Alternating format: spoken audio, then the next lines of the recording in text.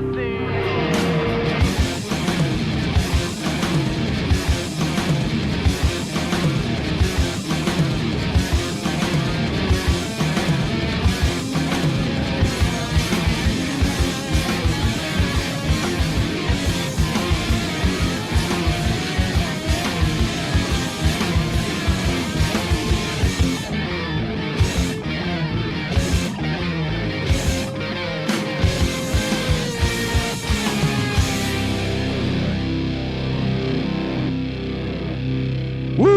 What's up, everybody? Welcome back to another Thirsty Thursday podcast. What a beautiful Thursday it is. Oh, yeah. Just like the Kool-Aid man, dude. Yes, sir. Yes, sir. Yeah.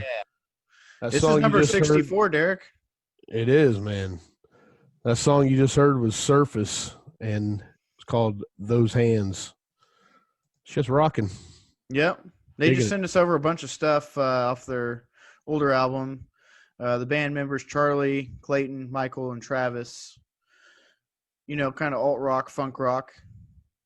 Whatever you want to call it. I mean, those guys sent us over a whole bunch of tracks, and he's actually texting me right now, as a matter of fact. Charlie is. And, man, if you don't know who Surface is, you should, because, man, they've been around for a while, and they fucking rock, dude. And Absolutely.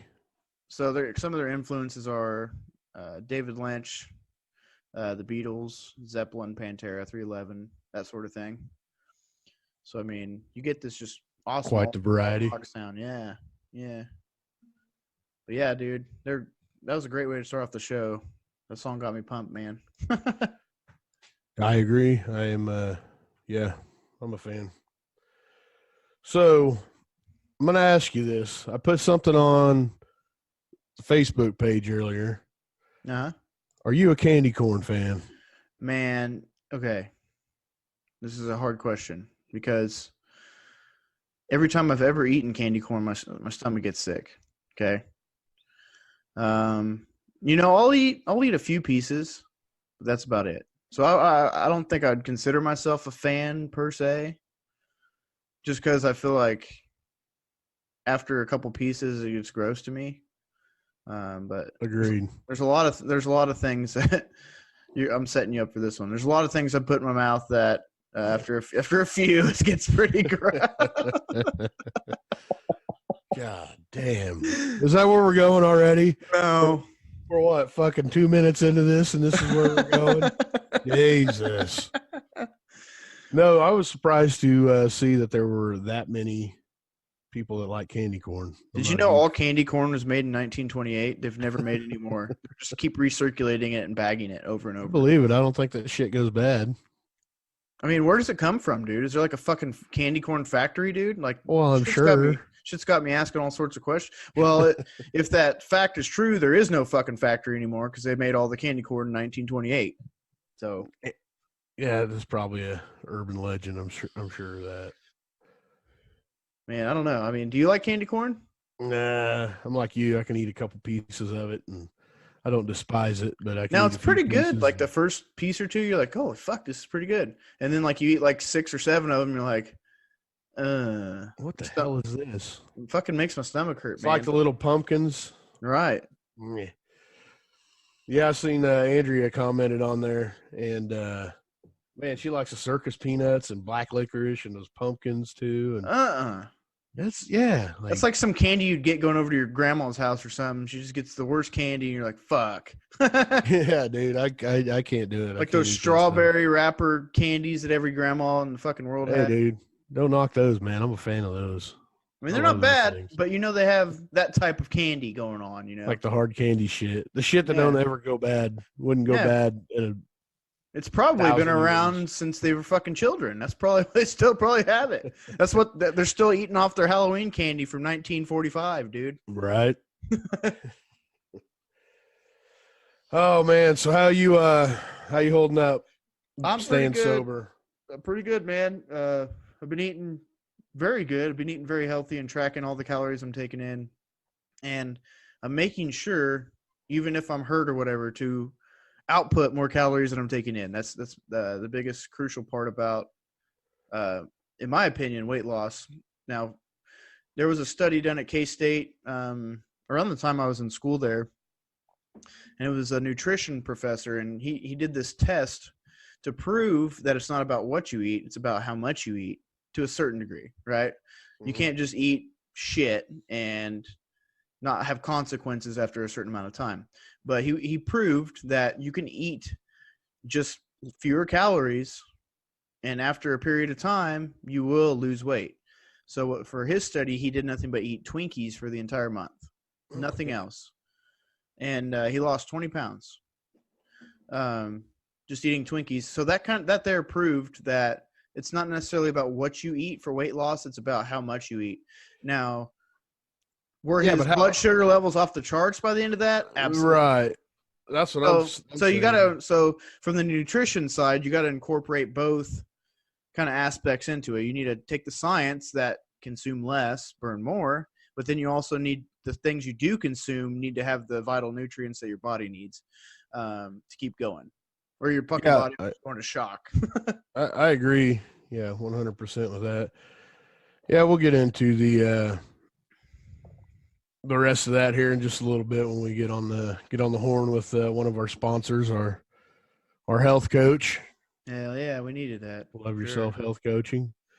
Yeah, we'll talk to her in just a little bit.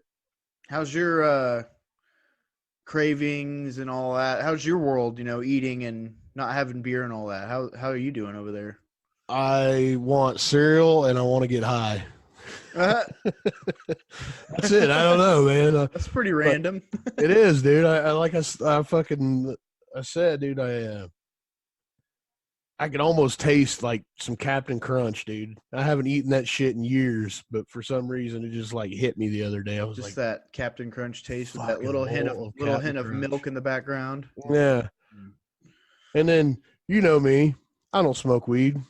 Right. So that's such an odd craving for you. Very rare. But not drinking for whatever reason. I've just been thinking constantly about smoking or edibles, one of the two. Something. I've been thinking about beer quite a bit, because it's so nice out, and I am noticing the things that would normally trigger me, though. Like good weather, driving by, seeing some people enjoying themselves out on a patio or something like that. And I'm like, that would be nice. That would be nice. I see it and I go, oh, that'd be really nice to be in their shoes right now. But I kind of have a goal. One, I don't want to get in a kickboxing ring and get beat up. Two, I do want to lose a little bit of weight and feel better. And I think it's just good to give yourself a reboot. Yeah, I'm actually feeling way, way better. So, yeah, that's a lot of incentive to keep going. You're walking a lot, I see. Yeah, I've been actually getting out, getting my stupid shithead dog out, going to walk him, and I've been doing quite a bit. So, feel good. That's good. About to go buy a belt because my pants are starting to fall off my ass. So oh, really? Good sign. Yeah, I had some shorts that are would normally be kind of tight on me, and now I gotta put a belt on them. Yeah, shirt I'm wearing now is fucking getting baggy. So hell yeah. So I must be doing something right. I haven't fucked around at all, man. I haven't even really craved booze or shitty food. It was kind of tough at first. I was like, man, I'm gonna go get a fucking big ass sub sandwich or something. Like that was kind of that was a little difficult, but got past it. Yeah, I feel pretty good in a whole different mindset now. It's not like oh man, I can't have it. It's more of a I don't want it. I got this. I can eat this. This is just as good. I don't know if it's just as good. But I mean, it could be. Could be better, honestly. Yeah, it'll do. Have you noticed that just any food in general tastes good now? Dude, I just ate a hamburger and it was fucking fantastic. Like I said, I had chili this weekend and I fucking ate I don't know how many bowls, dude.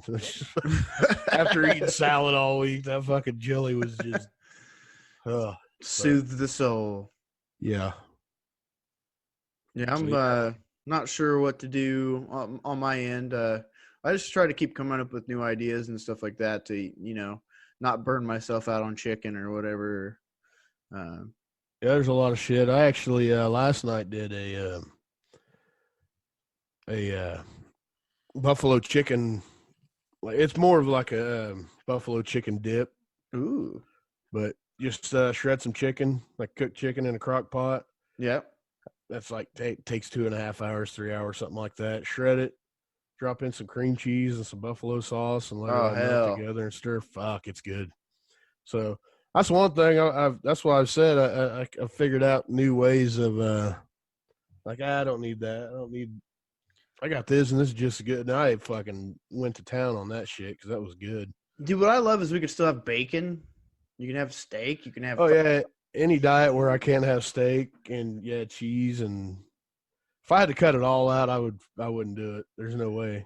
I made some of those armadillo eggs last night from, I had some jalapenos in my garden, chopped them up, threw some cream cheese in there, and wrapped that shit in bacon, dude. What's that? What's an armadillo egg? An armadillo egg, it's kind of like a jalapeno popper, I guess some people would call it. You cut a jalapeno in half, scoop out the inside of it, slap some cream cheese with some cheddar cheese in there, put the jalapeno back together, and wrap that thing in bacon.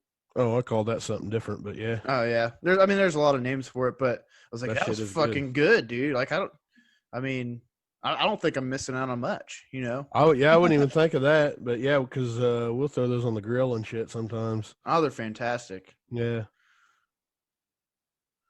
All sorts of shit, man. Beef jerky's been a big snack for me because I made a whole bunch of it before this month, and I just kind of left it at work so I can, if I'm getting kind of hungry at work, I'll just gnaw on a piece of beef jerky or something. Yeah, that's about my go-to at work too. I'll just go get some like beef sticks and cheese. Yeah, it's insane how much we can still have. Just fucking cut out the sugar, cut out the nasty shit, man. Carbs and sugar, and try to do as much as I can without preservatives and all that crap. And right, feeling fucking way better. Yep. I just don't want to ruin the. I don't want to ruin the, all the steps that we're doing. That's kind of what I'm like. Man, I spent a lot of time walking and stuff. Right. I don't want to blow that for a hamburger and some French fries. Some greasy ass nasty shit. And then I'd have to spend the next 3 days of slaving just to get back to where I was. It's kind of. It's like, man, something you just don't want to do once your mindset switches and you keep going. You're like, maybe every once in a while, in the future you could do something like that. But that's going to be weird. Yeah, what are we going to do at the end of this month? Well, I was going to say this weekend it's going to be weird going to fucking play a show and we haven't done that yet. Not drinking, that was going to be weird. The next weekend's going to be even worse, but. Yeah, because we're going to be at a brewery. Fuck. Talk about you just dangling a fucking carrot in front of you, dude. Like, Gus is going to be drinking. He's like, woo. Yeah, he already fucking failed. He failed, but I don't blame him. The only reason I'm not drinking is because I don't want to get kicked in the fucking face. So right, yeah, exactly. That's kind of that's an incentive. It absolutely is. I think feeling better and, having your clothes fit better and, doing something healthy for yourself is probably way more incentive than having to get kicked in the head. But somehow that works better. Just getting kicked in the head's like, yeah, I'm not going to do that because that fucking sounds like it sucks. Yeah, man. I was talking to a guy at work today, and I was telling him about what we were doing because he listens to Rogan, and he knows all about the Sober October, and right. This guy actually does jujitsu as well, and and he was talking about, man, he's like, if you're gonna mess up, you better spend some time at the gym, get really buff real quick because you're gonna go in there and get your ass beat. No shit. Well, you better beef up on some carbs before you go. I was like, dude, if I do fail, I'm just going all the way off the wagon. I'm gonna show up at that place drunker than fuck. Kick me in the head. Who's it gonna be, motherfucker? Yeah, this actually on Rogan this year they're doing something pretty fucking cool. They're doing I don't know if you listened to the episode or not. I listened to part of it. But they're doing Well, the sober part, but then they have to read like so many, like 500 pages or something like that. Oh yeah, I remember hearing that part. Yeah. And then they're taking like 2 new classes or something like that a week or something to that effect. So like Tom Segura and Joe Rogan are like going to the shooting range and shit, like learning tactical shooting and all that. And like Bert Kreischer's doing like some fucking surfboarding and shit like that. Just taking these random lessons and shit. I was like, that's kind of cool. Fucking getting out, trying some new shit. You think we're gonna do this next year, Derek? I don't know. Possibly. We shall see. I don't know. Maybe we need to do it every so often. Yeah. More than once a year. We probably need to. I don't know. We'll talk about that at the end of October. We'll need to do that at a month that's not so nice out. Yeah. Like fucking January or something. Right. Yeah, but then you New really year, can't new me, motherfucker. Yeah, I'm not gonna be one of those assholes, but Right. then it'd be tough to get out and go walk and shit too if you do it in a real shitty month. Of course, I guess you can go to the gym, but no, I fucking like that. I just like getting out because I don't even know the last time I fucking took a walk, dude. I really don't.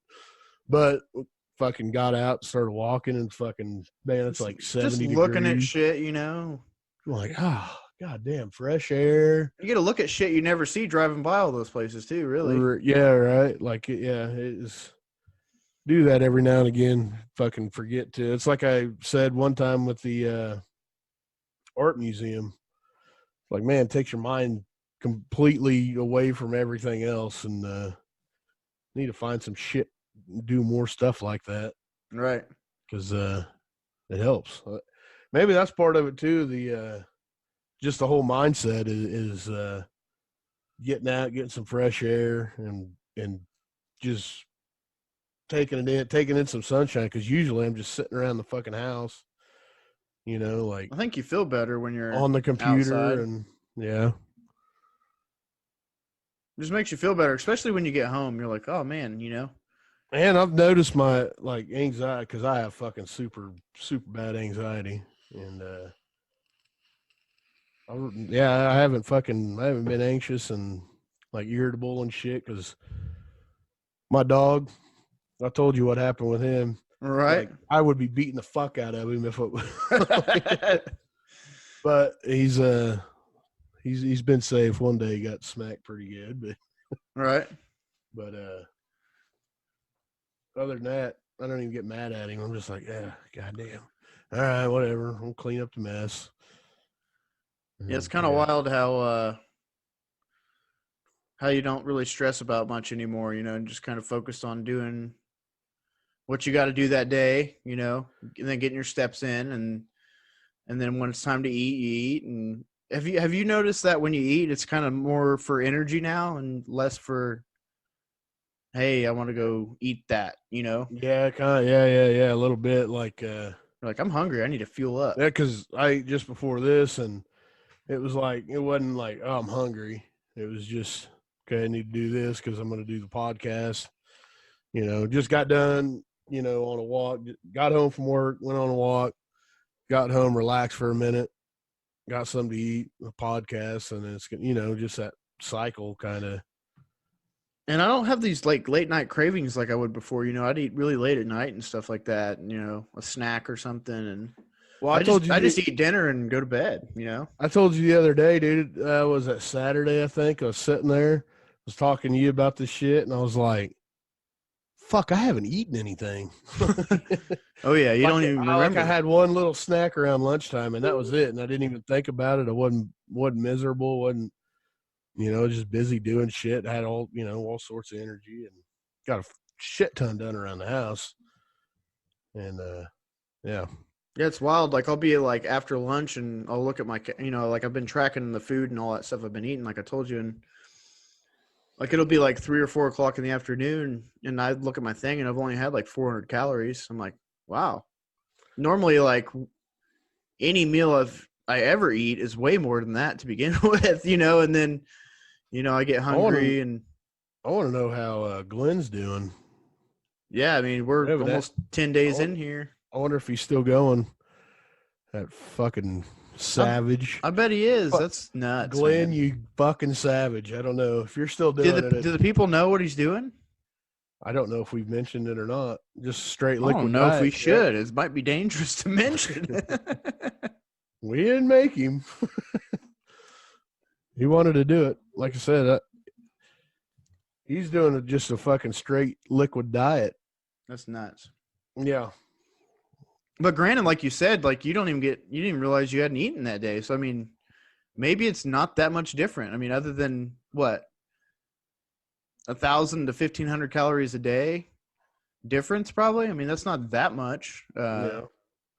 But I mean, I think he's taking vitamins as well, so that probably helps some. Right. But I mean, Said he's done it before for a few weeks, but that's crazy, man.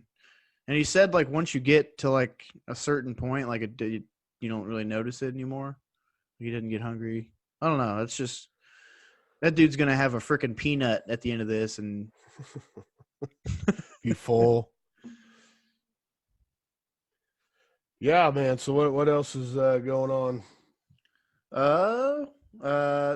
not a lot, man. Just doing stuff around the house because I don't know. For some reason, I feel like I have more time now. You know, I don't understand, but because normally, you know, I'd come home, drink a beer, relax, watch TV or something. But nowadays, I just like look for something to do around the house or something to fix or clean up or. It's really good because I just had a kid as well, so you know, I'm really clear-headed and able to, you know, spend time with my son and enjoy that time because that time I'll never get that time back. You know, if it was any other month, you know, I'd probably be drinking beers and we'd be getting hammered in the garage. Yeah. So I mean, it's been kind of nice to do that, you know. But other than that, I mean, we're still, you know, trying to do the band thing, and obviously we're doing the football game thing, which I think is pretty cool. Yeah, man.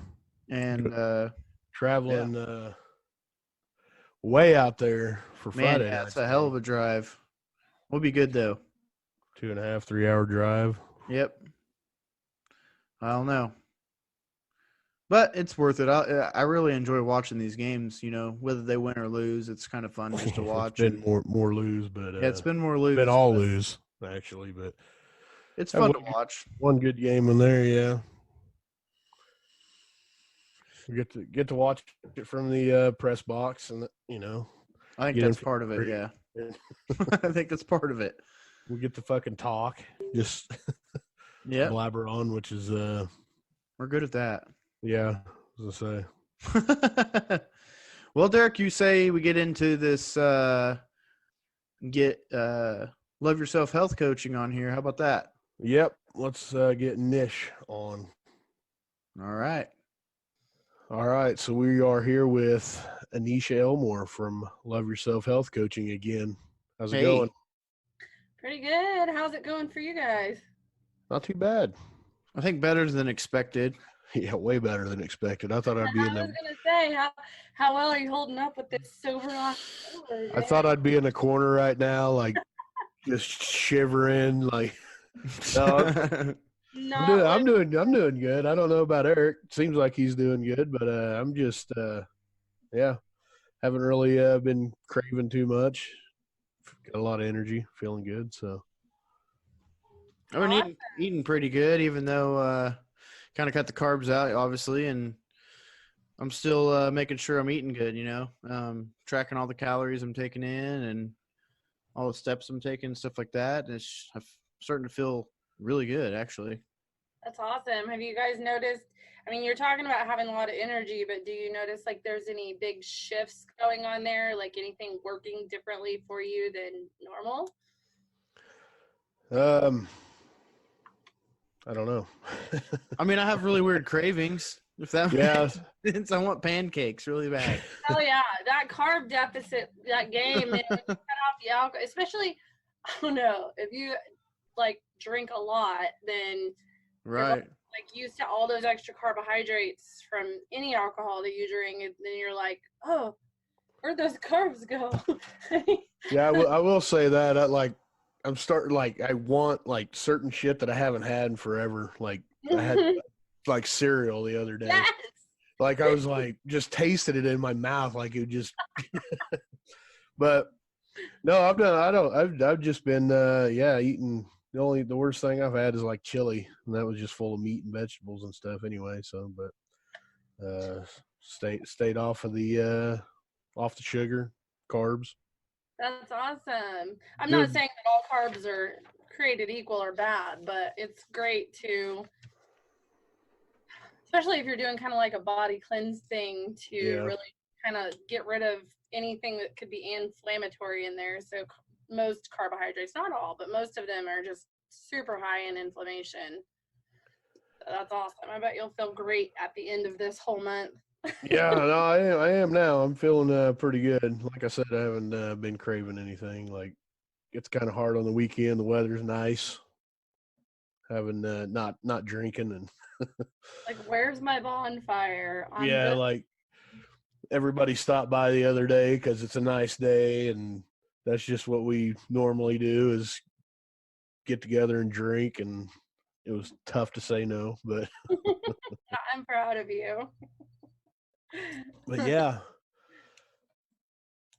Anything else super exciting going on? You have your daughter's Halloween situation. Is she gonna be anything cool? She is actually a zombie clown thing. I don't know. It's kind of miss her being princesses and That shift just animals. happened in our house. Yeah, that shift just happened here. My kids are like, we really don't eat very much candy anyway, Mom. So why don't we go trick-or-treating for like 30 minutes, bring all the candy back and pass it back out, because then we can just not have to go buy candy to pass out. And I was like, you're a very smart children. Like, why are we doing this? Because we want Daddy to fire up the chainsaw and us dress scary and scare the crud out of them.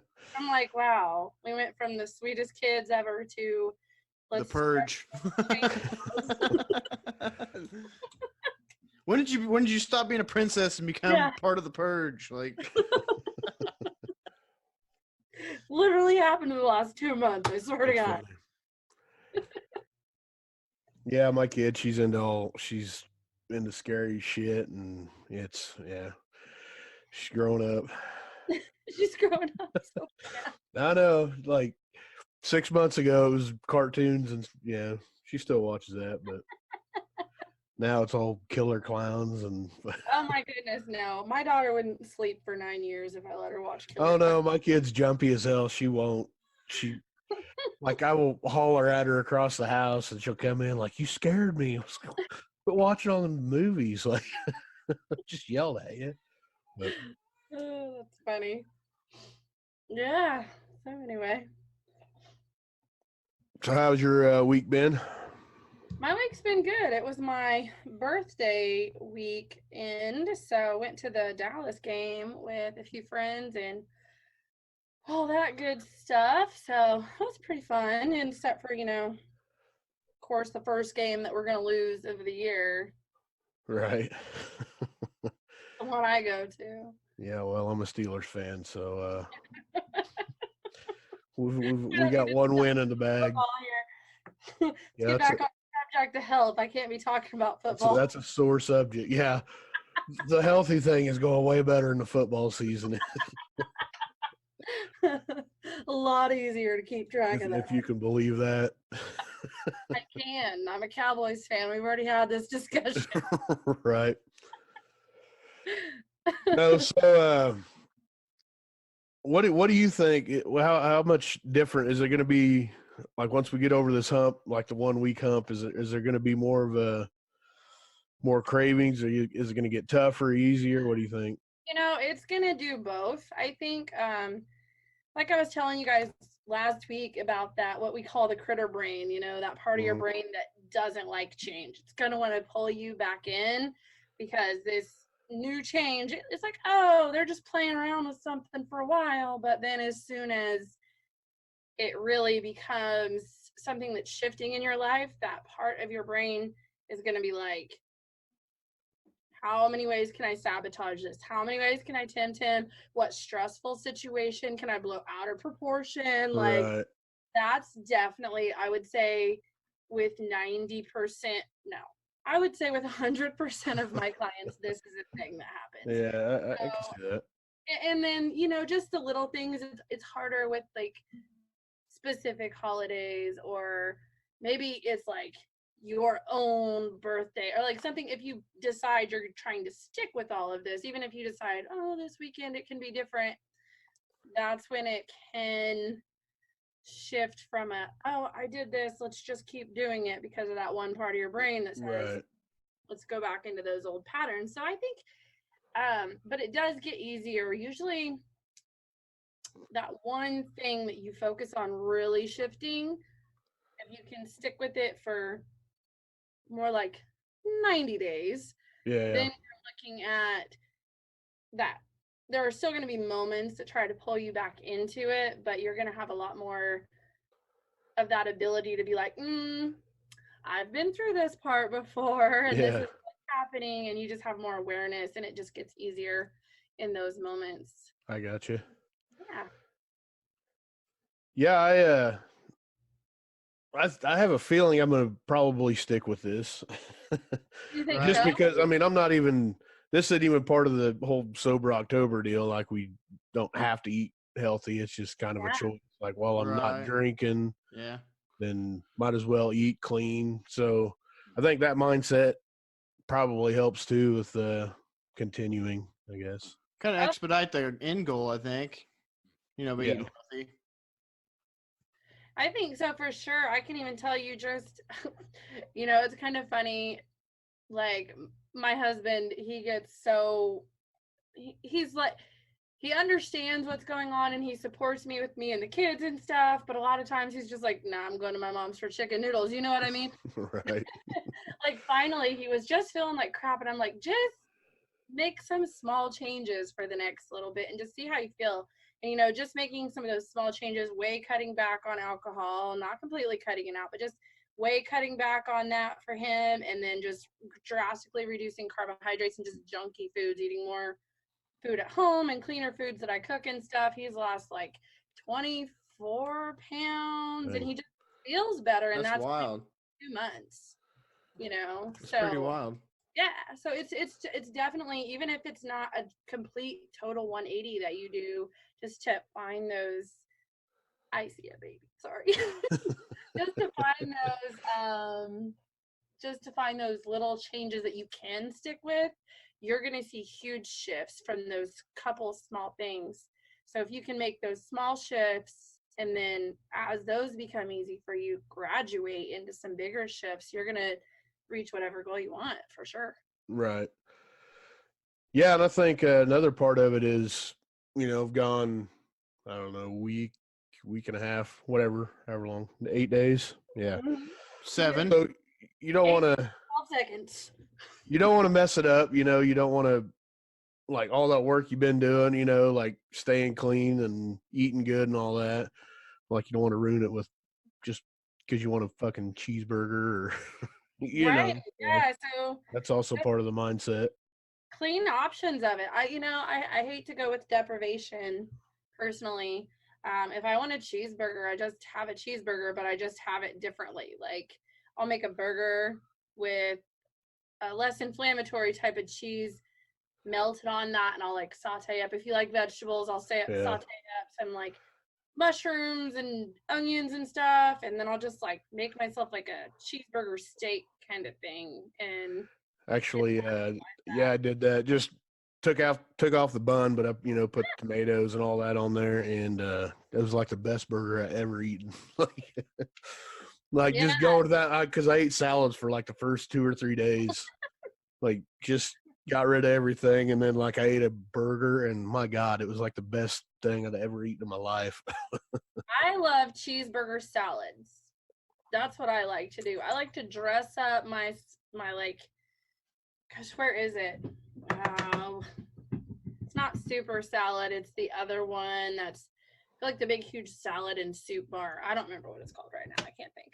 But they have this really awesome cheeseburger salad, and they have like some special sauce they put on it. Right. And if you're ever just like, I could go a little bit off of my plan because I really need a cheeseburger and I need it to taste good, or I'm gonna go shoot someone. Right. Go that route. Right. Yeah. Yeah, I'm with you. Like I'm one of those like comfort food guys. Like it's football. Like I got to get some wings and pizza and all that. Like just creature of habit, I guess. It's just what I've always done, and it's not been. I made it through the weekend without getting too upset over that, like not being able to have I it. do. Yeah, I think that's where a lot of people end up falling off, honestly, is just like those creature of habit moments and not utilizing the so many resources that are available for like really badass substitute foods. You know what I mean? Like, I have made some stuff and people are like, oh my gosh, this is the best, I don't know, fried fish I've ever had. And I'm like, you didn't know it was good for you. Right. Yeah, I grew up with it. My mom used to do that stuff, like sneak healthy shit in there, and then how's it taste? Because you knew when she asked how it tasted, it was like, don't ever ask. I quit asking that because like what my kids wanted some like chicken fettuccine alfredo. So like I bought like the healthiest noodles you can buy because they make them out of all kinds of vegetables and stuff. right.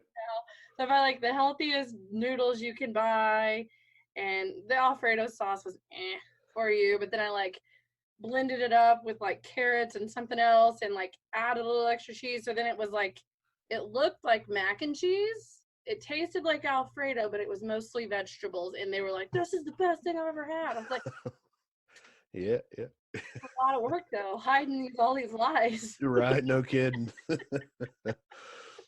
That's awesome. Any stuff from any of your viewers out there? Have any of them been joining you on your sober October? No, not so much. We've had a everybody's out there posting pictures of drinking and stuff, and no. Right, My mom has joined in. We've been doing a Fitbit challenge or walking challenge and all that, steps challenge. yeah. Yeah, she told me, she's like, I'll do that, but I'm not going to quit drinking. All right, fair enough. Okay, Mom. Well, who's winning the steps challenge? I'm not. Terry. Yeah, my mom. Well, I think you might be now, Derek, but my mom's a fucking madman. Like I don't got that much time in the day, though. Yeah, she's got a treadmill at home, so she just gets on there and walks. But no, I think we've all been hitting 10, 11, 12,000 steps at least. So yeah, I haven't been doing good this week because one, I got injured. Two, my Fitbit fucking took a crash. So there's that. But I'm still eating good, so I'm about to ramp it back up tomorrow, I think. Did you get your Fitbit fixed? I'm getting a new one. It'll be here tomorrow. Mine crashed on me too. I thought it was the charger, but a while back. But apparently, and I ordered a new charger, and apparently that was not correct because it still didn't do anything. So apparently, yeah, it kind of drove me nuts, and man, I just feel like I've been slacking. Although I haven't been, on the eating part. Again, I think if you're doing the eating part and you're not drinking and you're trying to even make some sort of an effort for more movement, you're still going to see feeling and looking even better. Your skin will look better. Your body will feel better. You'll start to lose a little bit of weight if you want to. I mean, it's a trickle effect, even from just a few small changes. So yeah, it was pretty wild how quick I could kind of feel it. I don't know if it was just in my head that I was eating cleaner, and so I started kind of feeling better, or if it was actually just really, really feeling better. But I noticed it pretty quick, and noticed a lot more energy and getting a lot more shit done around the house rather than laying around. That's how I got hurt. I was so energetic. I just got injured. Yeah. Well, I mean, that's just your body. You don't have to work so hard. Everything inside of you, and you're eating crap, every single organ in your body has to work that much harder to process it and then it stays stuck in your stomach because your digestion's all shitty. And Yeah. so then you're just like, I'm tired and all I want to do is eat nachos and drink a beer. Whereas God, that sounds so good. oh, listen to me, I'm being a vixen, I'm sorry. I want some pizza. Let's not start going down this road. It's Just a It's a bad rabbit hole. right. Yeah. What are your favorite things that you guys have been eating? Like, what's the yummiest stuff that you have actually been enjoying that is healthy, or have you just been like so strict with yourself? I've been 100% strict. I mean, I'm eating all sorts of stuff. I made chicken chili. I mean, that jambalaya with no rice, obviously. Yeah, the stuff you've been eating looks pretty good. I've been Yeah. eating a lot of salad, chicken and eggs. Nothing really that special, I guess. But, Eggs are my savior, dude. In the morning, yeah, some eggs, man. well, I took in like basically just scrambled eggs and put them in a little muffin tin and put some bacon in there and quick, easy little things. Got the kid eating on them too. She liked them, but Yeah, yeah. those are good. I make breakfast almost every single morning, like eggs for breakfast almost every single morning. I've been eating a lot of fruit in the Delicious. morning. Just quicker to grab like an apple and a banana and head out the door. Mm-hmm. Man, I got subjected. I had to go to Applebee's the other day with the family, and there was like one thing I could have on the menu. I was all depressed and shit. You can have so many things on Applebee's menu. Nah, it's all Order- breaded and order it correct. potatoes, and the only things I could have green beans and broccoli and a Are you steak. for sides? Yeah. Yeah, the sides are limited there. And then, I mean, all I could have was I could have chicken, but I'd been eating chicken all week. So I was like, dude, I need a steak. And then I was disappointed because that steak was like a third fat, and I was just pissed. I was really mad.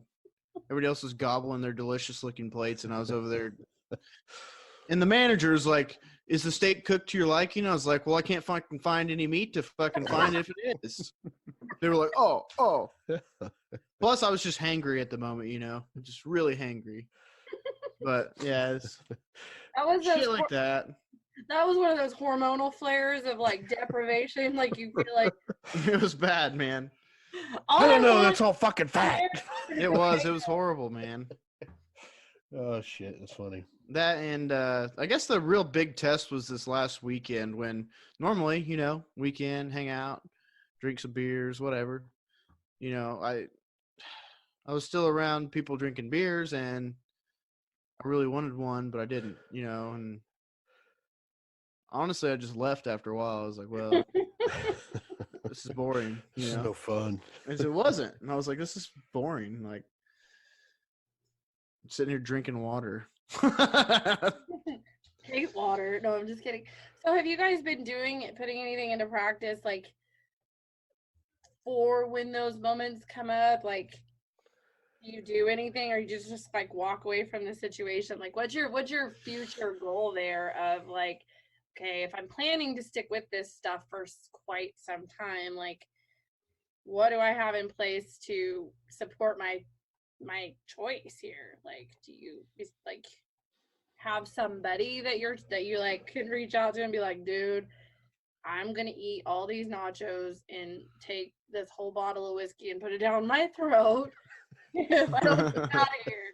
Like, do you have that person, or like, are you doing breathing exercises, or like, are you gonna start meditation? Like, what are you doing here to like stick with it? I think Derek would hit me up a little bit. Facebook likes to screw with me a little bit, and like bottles of booze will pop up on my page. Like, God, that looks so good. Like, I'll send them to Pierce. Like, Facebook's messing with me right now. I don't know. We talk about it a little bit, like between me and Eric and Tim. Like, we'll talk about it a little bit, but like I said, I didn't really have too tough of a time when everybody kind of showed up drinking beer, and it really would have been nice, but yeah. That's about where I'm at. Like, I don't have to, and I don't think anybody's gonna peer pressure me into it. And just kind of put blinders on, and yeah, I mean, I just want to get to the end of the month and see where I'm at with some weight loss and just go from there. It's one of those things where that's kind of my goal. So obviously, to get there, you can't just be pounding beers with the boys all the time. That's not gonna. You won't get to your goal if you do that. I mean, That's right. Hey, you know what? You've made it far in your wisdom then, because at least you know that much. Well, we're only on week 1. Got some weeks to go. I have faith in you. I gotta help open in Old Chicago at the end of the month, like the 28th of October or something. Ooh, that's gonna be rough. But it's in Utah, so there's like no booze there. So other than Old Chicago, it's probably one of the only places you can get booze. I'm gonna be the one place in Utah where you could actually get hammered. Damn it. Ooh, so you're gonna be. It's probably pretty dang cold.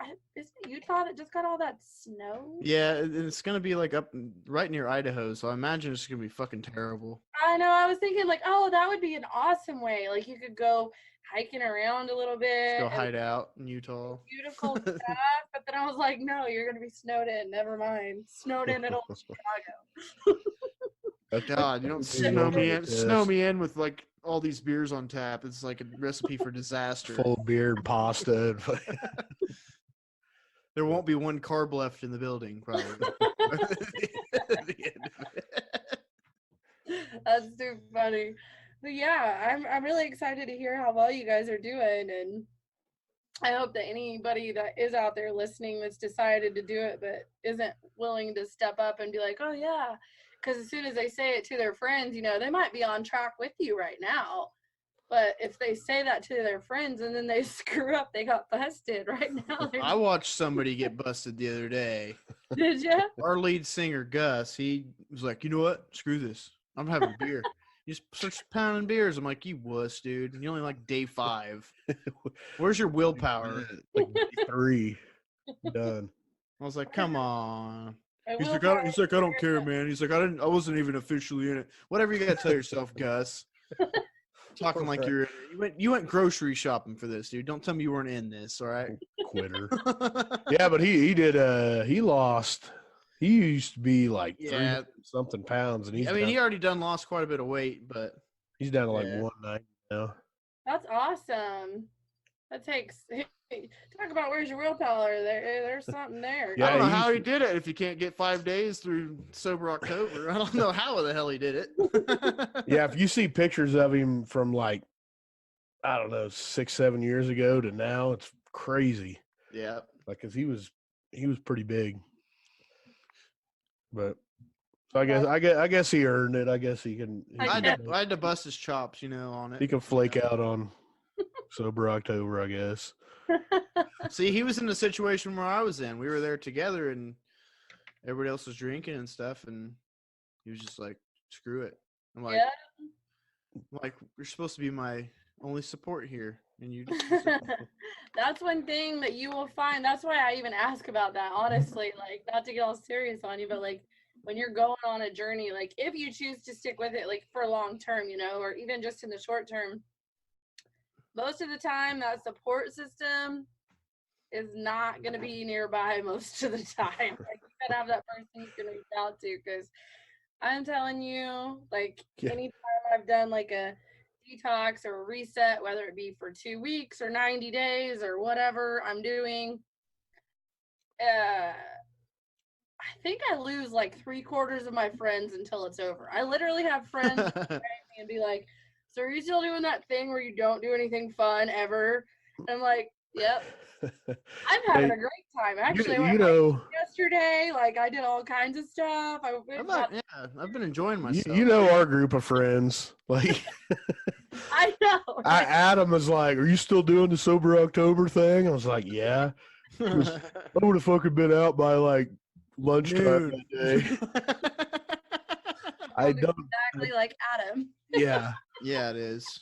He's just there's not our group of friends aren't really health conscious. Like that's why I have a job, honestly. It's like somebody to call. No, I'm just kidding. Yeah, it's pretty funny. Like everybody's just in awe that. Well, I mean, I guess I have Even Jason the other day, Townsend, I was talking to him. He's like, "Yeah, you're kind of known for your drinking." It's like, yeah, that reputation has Telling it followed out of me. town secret. Pretty good. What's Hide nuts it is if we get well. to the end of this thing with all successful, like, I don't know.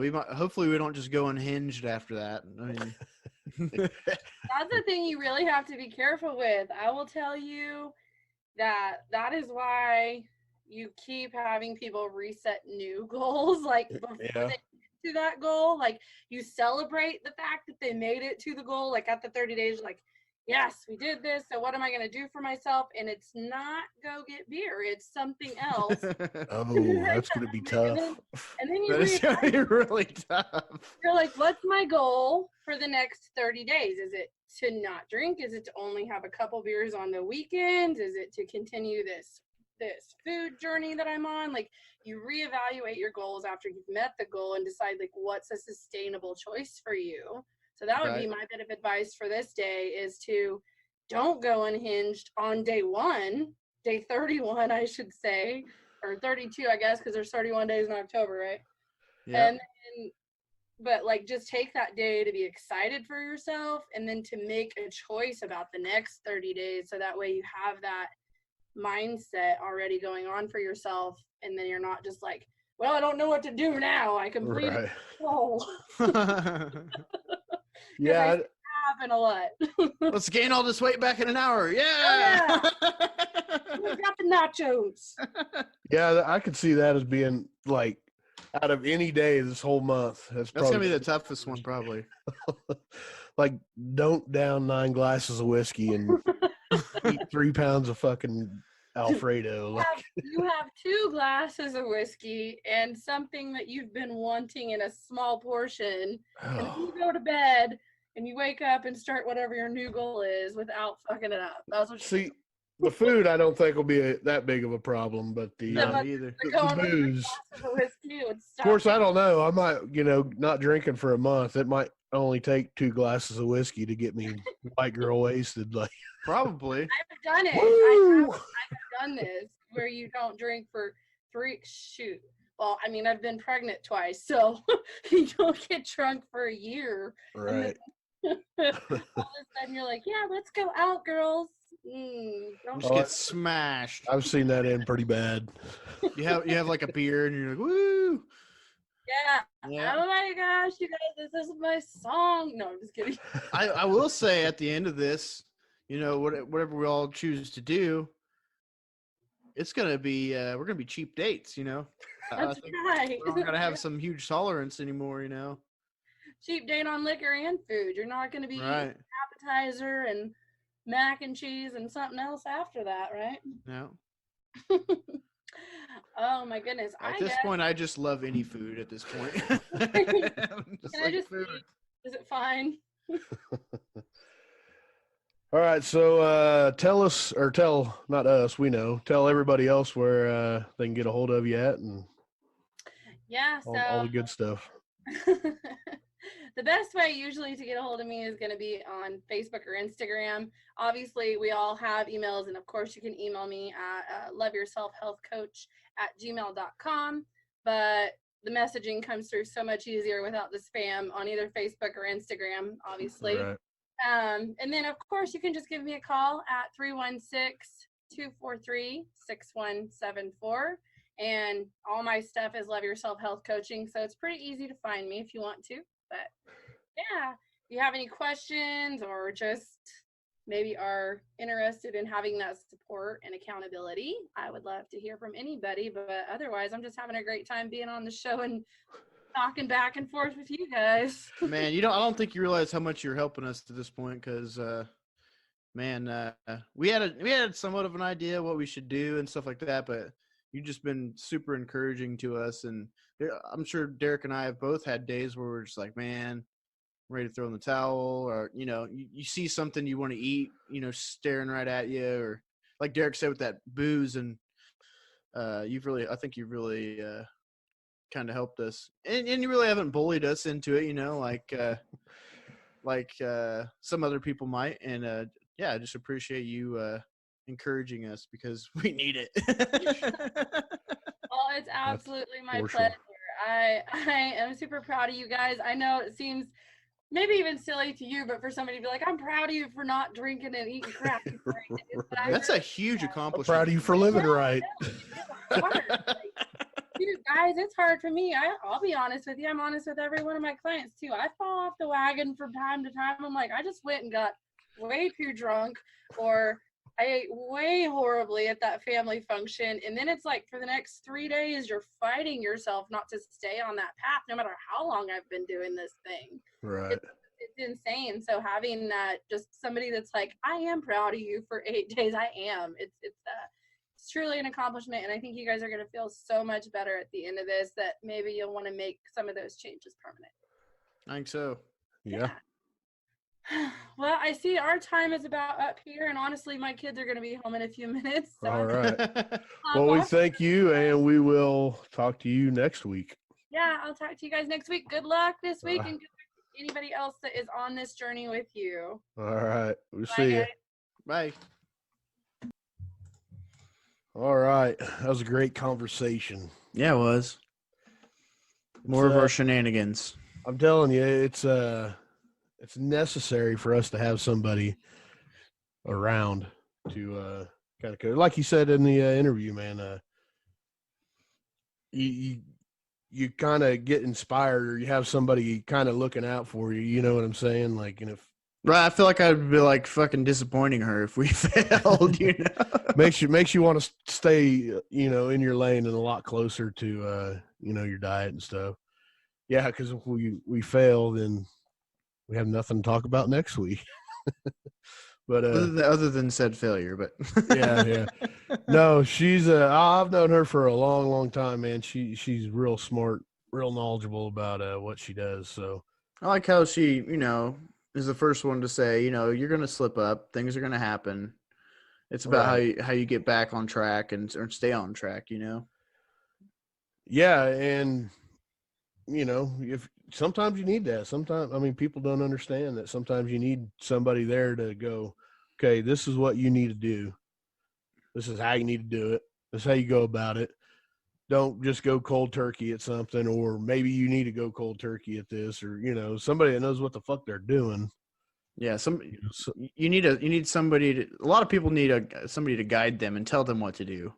A lot of people can't figure it out for themselves, you know. I've had conversations with her before, you know, just about various health stuff, and yeah, she knows what the hell she's talking about. I can tell you that. Yeah. So we want to give a shout out to the fucking Trench Bros. Hey, bros.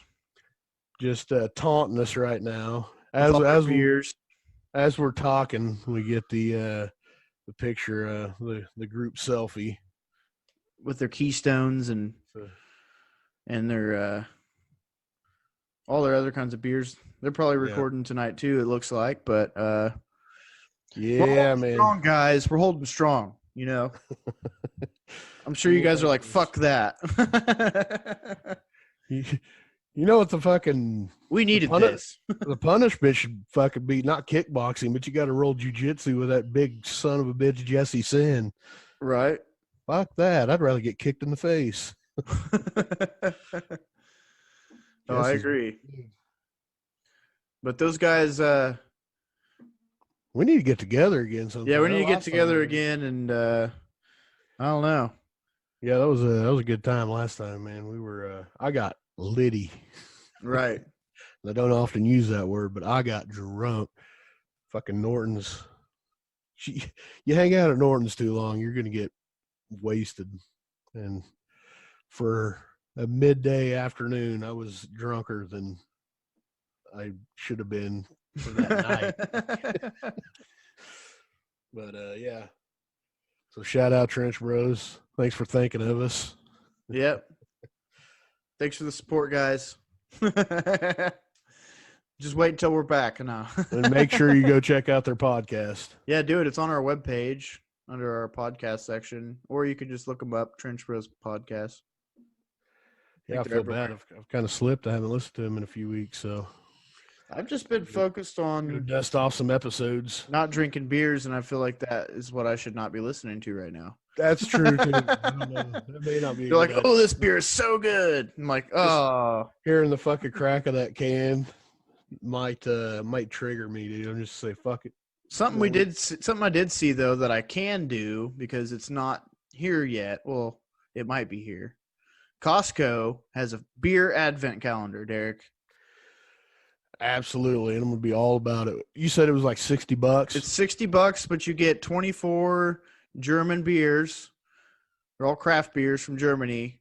So it's absolutely like all German. Yes, all of them. Son of a bitch. So you got to figure there's some. I mean, a lot of people look at that sticker and get sticker shock. $60, you know, but you're paying less than $3 for a beer, right? Right. And some of them are probably pretty rare. You know, like you're not going to be able to get those, like anywhere around here, probably. I think, if you and me are like each other, like you like your beer. I love trying new beer. That's my favorite fucking thing in the world is beer I've never had, Especially a 24-pack of assorted. Yeah, right. And especially German beer. I love German beer. Oh yeah, I pretty much love any type of beer. There's not a lot I won't drink, but yeah, $60. What else am I going to do with that? Well, what a better way to celebrate Christmas, man, than open a beer a day until you're to Christmas. Right. Yeah, man, I'm down for it. I'll get it.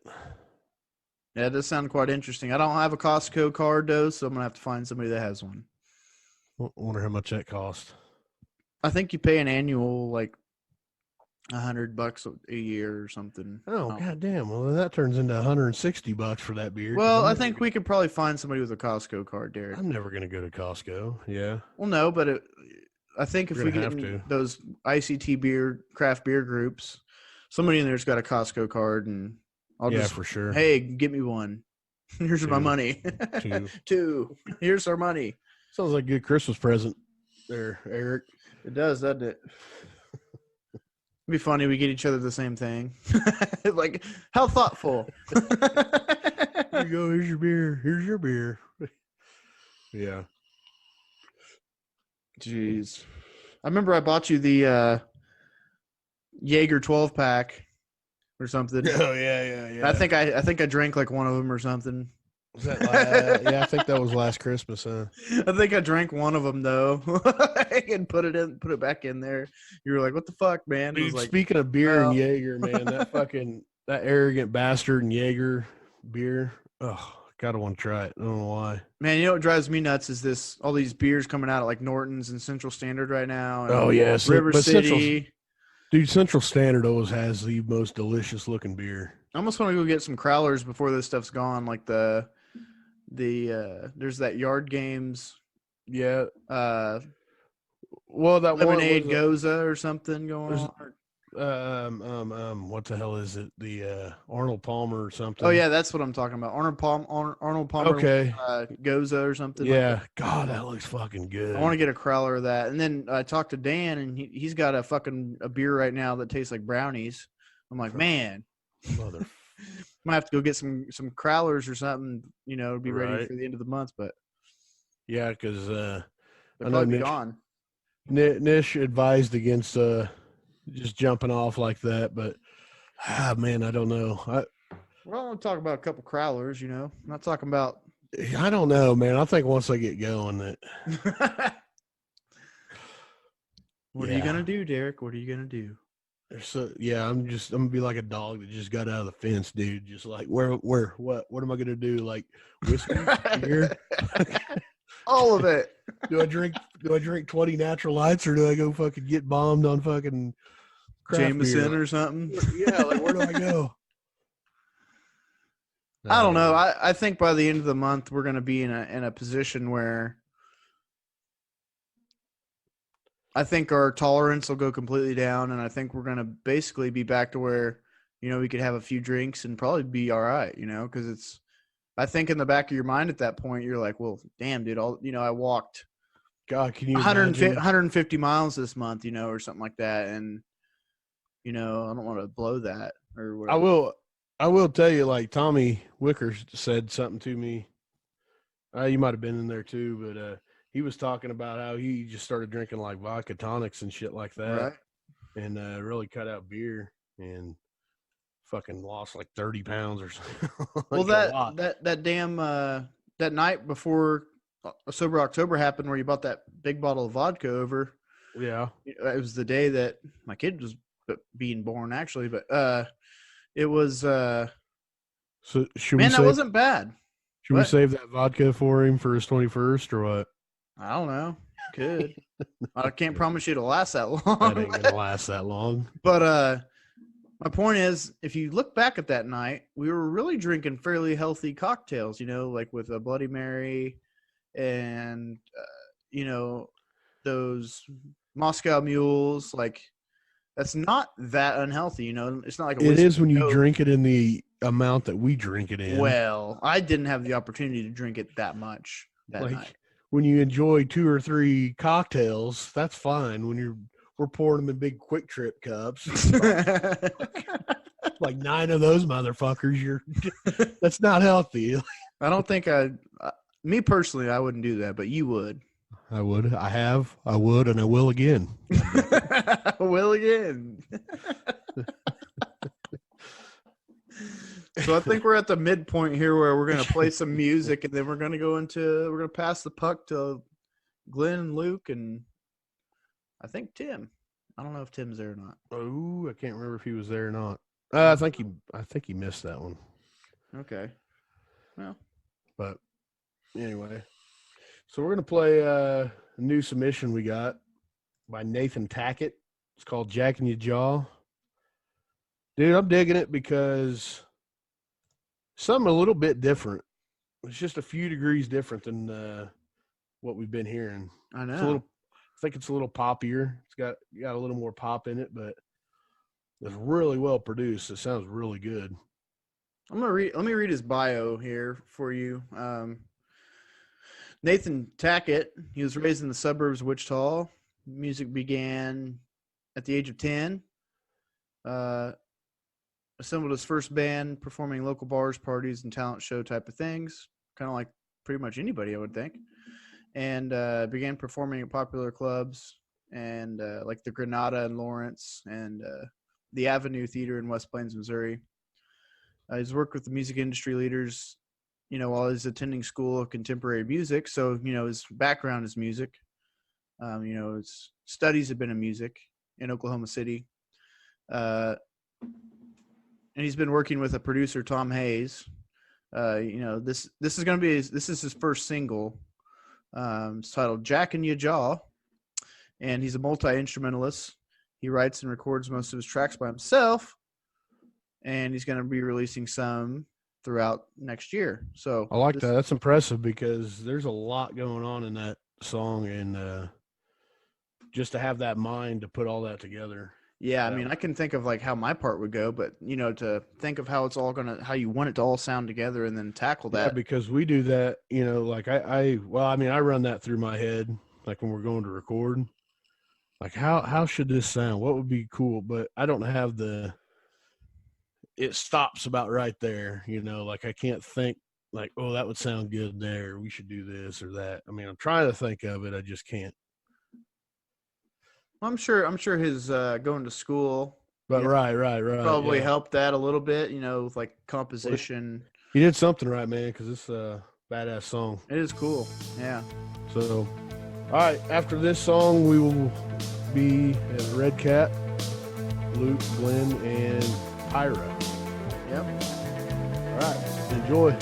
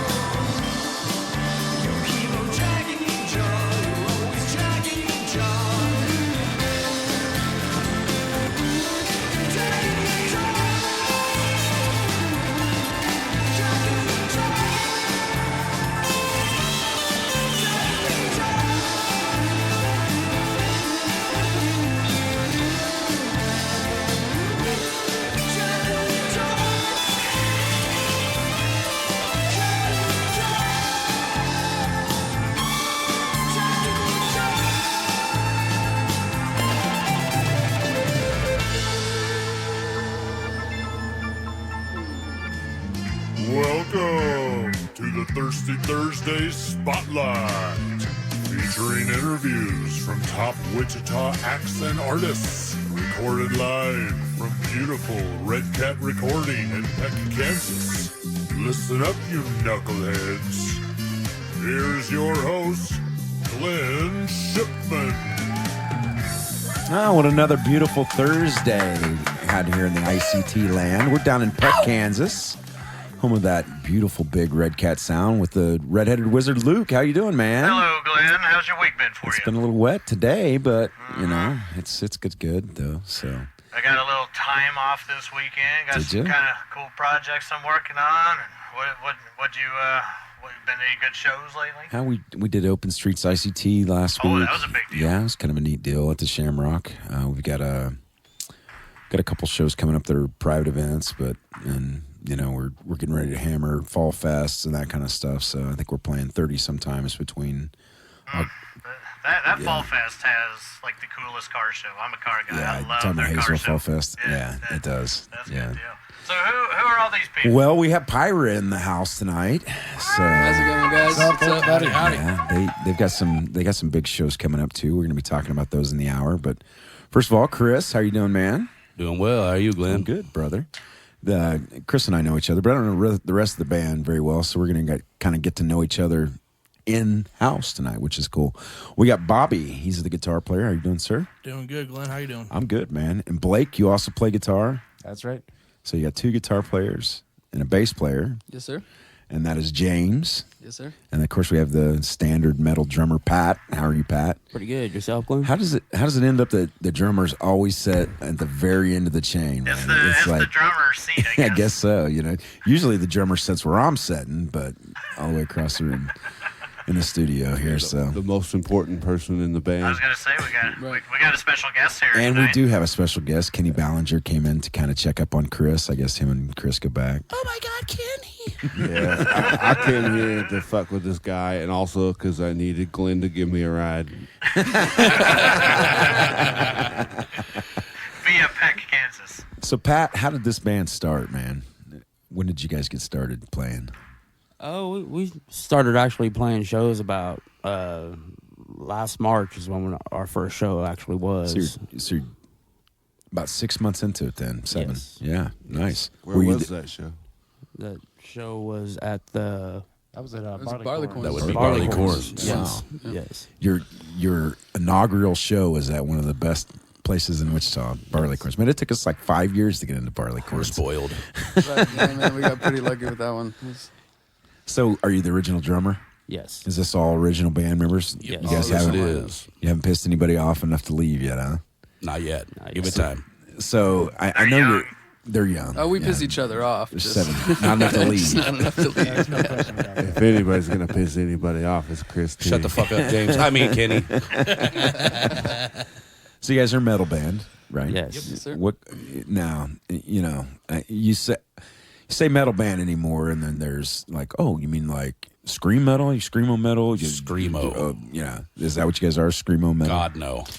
So what genre are you of metal? We're kind of thrashy death metal. What are some of those songs that people would recognize that you guys maybe sound like?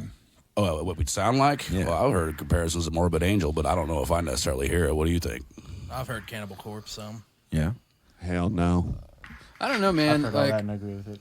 I feel like we kind of have our own sound, just Well, different that's great. I'd kind of agree influences with that. we all have just coming together. That's really made Pyra instead of. I don't We didn't really know. start wanting to play a genre. We just played what we felt like, Started and this is playing. what Have you came guys out. all been in bands before? A couple of us have, a couple of us haven't. This is my Chris, I know this is not your first. I know you were in a No. band from Arc City, right? It was from Winfield and Arc City, just Yeah. Cali County, more or less. Is that the one where you got arrested on stage? The one and the same, yeah. One where I That's got kind of dragged a- off. What did they charge you? What crime did you get charged I with? got disorderly conduct because I tried to defend myself against two dudes that kept jumping on stage and attacking me and trying to grab the mic, and also got charged for the little bit of wonder if they do that for nefarious baseball players. substance in my pockets. What's that? Oh, well. Play-Doh in your pocket. Play-Doh. Yeah, sure. That's what it was. I wonder if they do that to baseball players. You know, those guys jump the fences all the time, and those outfielders, man, they light them up. You know, it becomes Foreman Ali in fucking center field. And the sad part about it is I didn't even get a chance to throw a punch before I was already in cuffs. Yeah, they were What right band there. What band was that? Oh, that would have been for Mabel. Okay, I'm familiar with Mabel. You know, I've heard that story around, but of course it gets bigger and bigger and bigger and bigger. And Kenny told me about it on the ride in too, and I wondered who that was because I've heard about that. But like I said, it's a almost fairy tale now. You know, it's legend. I didn't even know you were going to interview these guys until you picked me up and brought me here. Yeah, Kenny is very cool. Yeah, he doesn't like me at all. I don't know. I think he does. Anybody that says I'm cool, that's like an understatement. So, Bobby, have you been in a band too, or? No, this is my first. This is your first band. Yeah. So, how long have you been playing guitar then? I've been playing since I was 13.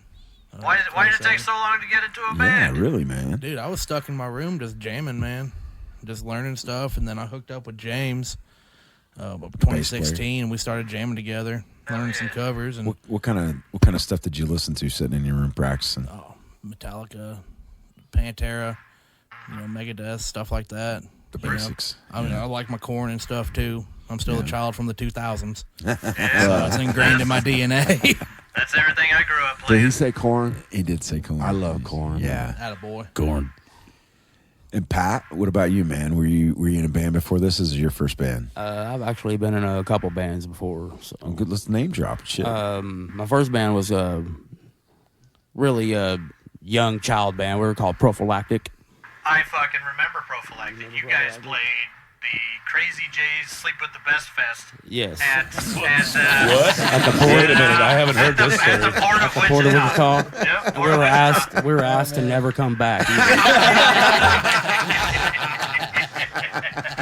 remember the fucking Prophylactic guys. Yep. Yeah. What's funny, man, is he in one phrase without changing his face, he just said, "We were a child band called the Prophylactics." Like, and they played at Sleeping Jay's Bed Fest. So. Sleep with the Best Fest. Sleep with the best. Bring back a Prophylactic Shit, song. that had to be like 2001 or 2 or yeah, something. it was fairly early. So you don't look like you're old enough. I guess it was. You were a child band then, because he doesn't look like he's old enough to have a band in 2001. I was actually kids. of age. They were young. They were young. Yeah. And then my second band, we were actually kind of a Sublime type cover band. We were Flatland Dub Club. Haven't heard of those guys. I have. Also known Kenny, as I'm FTC. sure, has heard of a ton of bands. Did you ever book them? No. Well, should have stayed with the Prophylactics. It is a great name. It is. Yeah. I mean, I want to start a band called the Prophylactics and play a Sleepy J Bed Fest. Prophylactics and beds, those are like peanut butter and jelly. I wonder if you can screen print condom wrappers. There's got to be. That was our logo. So, Condoms themselves. Now Glenn has a new goal. Yeah, man. I need to get some tighter screens. I think. Some pirate condoms. Tequila Ridge condoms. Available starting next Tuesday. Feels just like real gonorrhea. James, I'm not going to leave you out, For her man. pleasure. Where have you played before? Or is this your first band?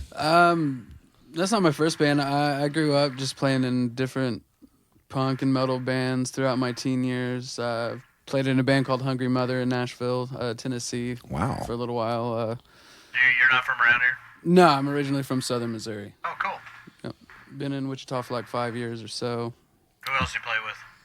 A band called Chainsaw the Musical, kind of a hardcore punk band out of Southern Missouri. I like that name. Yeah, it is good. It sounds like a punk band, doesn't it? Yeah, man, we just loud, fast music. Yeah. You know? I think we should delve into that a little bit more since he's not from Wichita and he says from absolutely. Missouri and Nashville. Were you in the band scene in Missouri and Nashville too? What's that now? Were you in bands in Missouri and Nashville? Or? Yeah, I mean, I've been playing since I was 14, 15 years old.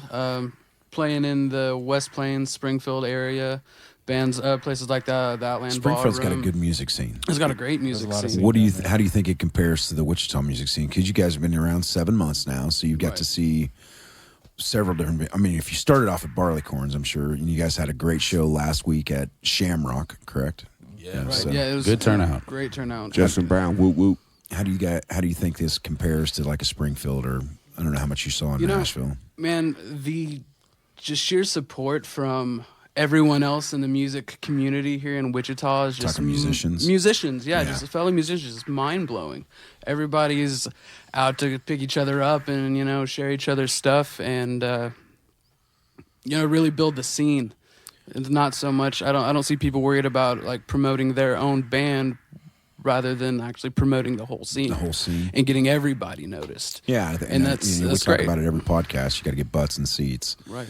And I do think, and I know Kenny can chime in too, that I think we're on the verge of a renaissance here in Wichita, because a couple months ago we had Doug Adams in, who is a sound guy. Well, he owns one of the biggest sound companies in Wichita, but he was also in a band in the 70s, and he toured with Foghat. I mean, he's their sound tech with Foghat, and just countless experience in music. But he was saying back in the 70s and 80s, they were making more money 7 nights a week playing music than what we're making now.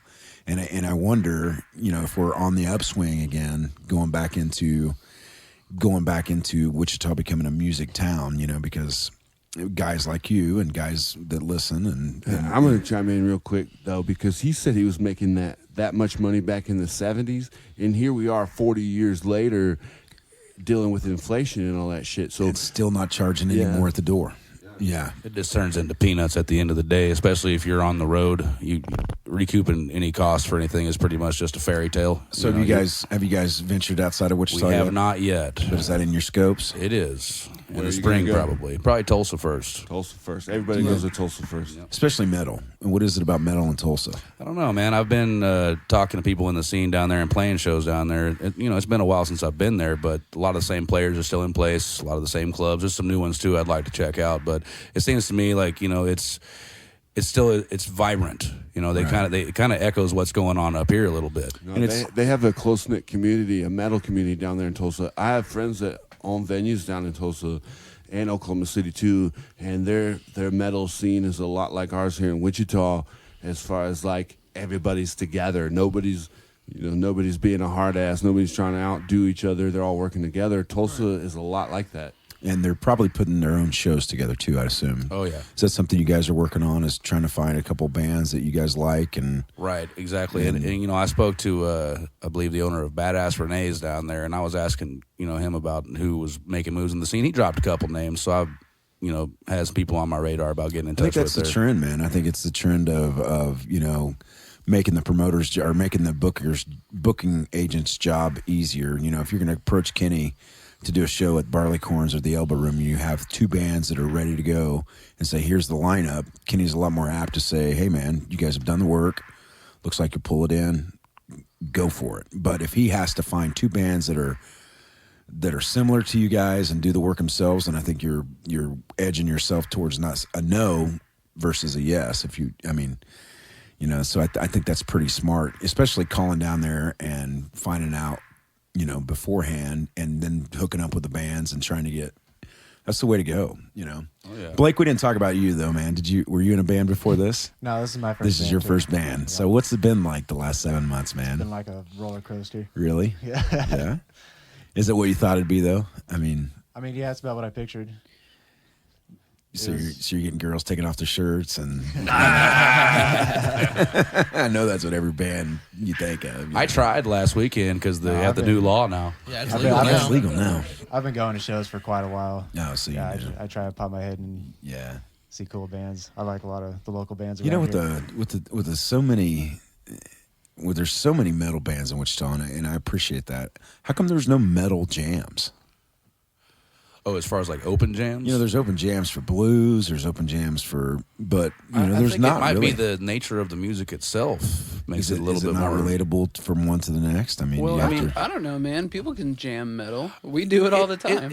I agree with that too. It's just kind of coming up with something on the spot. Maybe it's there's other genres like say blues or bluegrass that is more about, or even rock for that matter, that goes with more just riffing and playing around. Whereas it seems like a lot of these metal bands, they have things tightened up so much that it may not come out right just trying to put it into a free form setting like that. Sure. Never know, that might be the next big thing too, because like I said, that when I go through and announce the shows every week, you know, it amazes me how many different metal bands we have in Wichita that are playing on a nightly basis.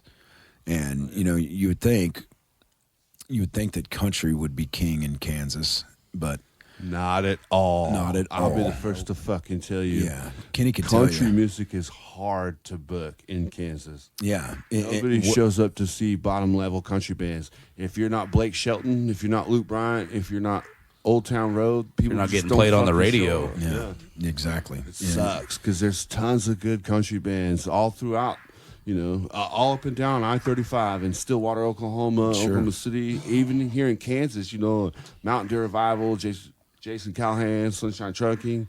There's tons. There's a good country bands, but country music is the hardest genre to book. And it's even worse when you're trying to book out of town local talent. You know, when you get a guy that comes in and you know nobody's heard of him in Wichita, they're sure not going to show up for a country band. But you know, I've been to several metal shows in Wichita, and I'm just always amazed at the fan interaction that you guys get. And we were pretty knocked over by what we got Saturday at Shamrock. I mean, it was just from bell to bell. Yeah. As soon as that show started up, people were just beating the hell out of each other up front, and that's what who we else looked did you guys for. play with? That would be Kukui and Odds Against. Kukui. Now, that was their once-a-year appearance or whatever. Oh, they played a couple more times this year. Yeah, I know. I've had to struggle with that name because you never heard of him. You know, you're reading it on a piece of paper. It's the boogeyman. It's the Mexican boogeyman. That's right. Yeah. That's what Kukui means. Is Mexican boogeyman. Yeah, I think I looked it up and had YouTube pronounce it for me, and which is that's a badass name for a band. It is, and I love those guys. So, how did you guys get in the Shamrock? Well, that would be me approaching Justin Brown and saying, hey, we ought to throw something down here, and I'll grab a couple bands. He hasn't had a lot of metal there for a while. No, and before him, David, the previous owner of the Shamrock, you know, there was only a couple acts that he would work with. But I think since Justin's taken over and he's had his experiences with the Barleycorns and seeing what kind of turnouts he can get there, he's been much more flexible about different genres. Now, I know one thing that I like about you guys is before you even started, you really had your package together too. You know, you had your logo already made, you had an online presence, and then before even your first show, you had people following you on Facebook. Well, take me through a little bit of that. What was the thought? Was it coming from other bands, you knew what worked and didn't work, or was it just let's throw something at the wall and see what sticks? It's exactly that. It's just, you know, there's methods to this that are tried and true. Like, I'll give you a perfect example. Before our first show, Blake and I were standing out in the freezing weather in front of the arena handing out flyers at the Metallica show. Yeah, you know, and I think that just, you know, feet on the ground kind of, you know, guerrilla promotion shit, it still works. We were all over Old Town posting flyers. Week, oh yeah, you know. Yeah, we treated social media like a tool to get people to I think one of the things that, you know, people will be hearing, they're listening to last week's podcast, is that Boogeyman. The lights just flashed on and off here. We talked to Aaron Underwood and Andrea Deshane, and we were, you know, kind of going into the Facebook marketing and stuff, and I think it does tend to make bands lazy because it's so easy to do promotions and think that you're actually reaching people, when in actuality you're probably not reaching as many people as you think. And, you know, like you said, feet on the ground, handing out flyers. Of course, that costs a little bit of money, but, you know, I think it's still... Well, it really depends on the artwork for the flyers. I mean, we had something that was basically just bare bones, black and white. We put it up on bookmarks, basically. Right. So I had a stack of about 1,000 in my hand, and everybody walked by. They ran me out of the arena grounds a couple times because it's like, what am I taking away money from Metallica? Seriously, come on now. Come on. Take some tenacity. Get out what you put into it. Yeah. Exactly. Well, that's great, and it's good to hear that you guys are having success from that, because we have bands that are tuned in right now listening to us, and they're probably trying to find a way to get more people to come to their shows. And I think it's always good to hear some kind of story that has worked for bands. And so if you're listening right now, man, get some bookmarks printed up. You know, it's pretty easy. Everywhere you're at, they'll fit right in your pocket. And when you run into people, say, hey, here's a local show. Come look at it, or else. Yeah. So you guys have played Barleycorns, Shamrock. Where else have we played this year? We also played the Elbow Room. Yeah. And Barleycorns again, and then Barleycorns again. So you're gonna start going out west, maybe hit the skate farm, and yeah, there's been talks about that. There was also another place. I want to say it's in Lyons. There's a little compound out there where they do a lot of BMX stuff like that. Well, there was a festival this year. Unfortunately, we had to turn it down because one of our members was going to be out of town. But I'm still in contact with them guys, so we'll see about putting something together for next year. Where do you think you guys are going to be in a year? In a year? Hopefully with some works recorded. Yeah, by then. I know that's the next step. Yeah. Bobby, what do you think? Oh, I'll probably still be in Wichita. But, hopefully working forward, getting some music recorded and getting it down, That's the next step for you guys then. Do you have some songs written already? We have probably 9, I would say, that are finished composition-wise. And with Are you playing them out yet? We played 8 of our 9 at this last show. We had to cut one for time. That was 2/3 of your set then. Yeah. That's pretty good. Yeah. I mean, you find it's a little easier to get your fans to kind of pay attention to you when you're playing a couple covers and some originals, or...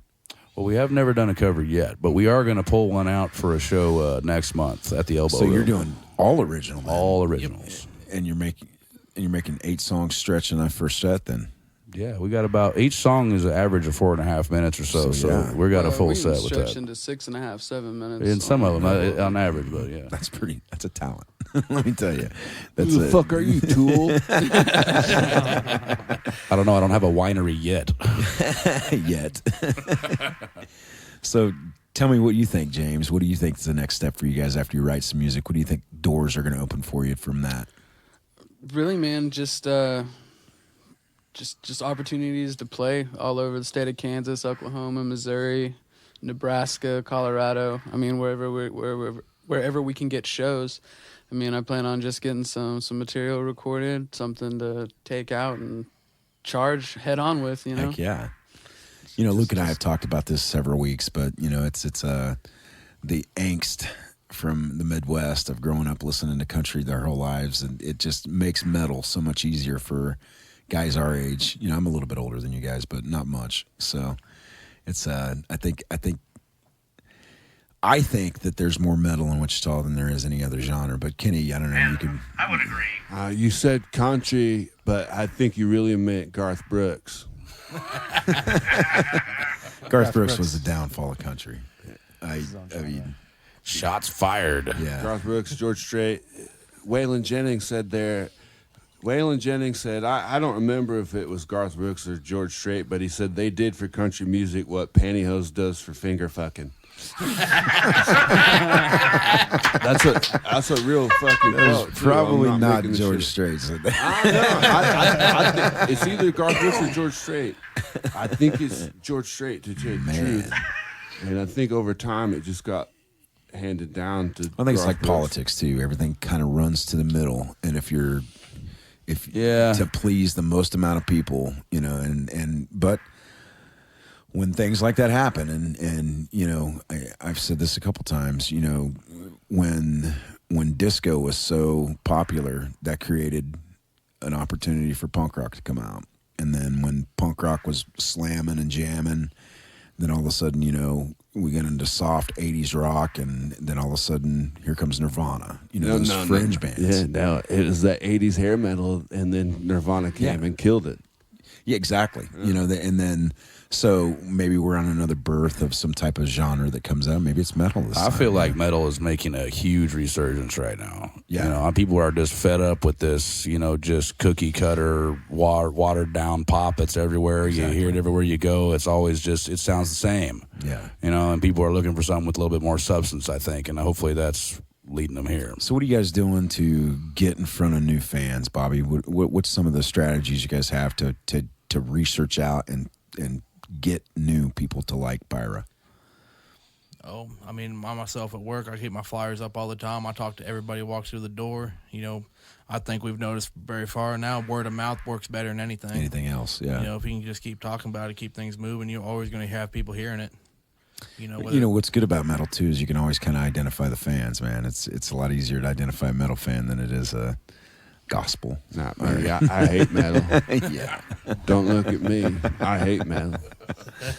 Not to say that everybody falls in that same category, but it's a little easier to get an inkling that somebody likes metal versus I'm a Shakira fan, But it's all the people with Slayer carved into their arm. I think it gives it away. Tool tattooed on their forearm. You ever see a lot of Shakira carved into people's arms? Not as much. No. That would be real metal, though. That would be. Right. Yeah. Fuck, now I have to do it.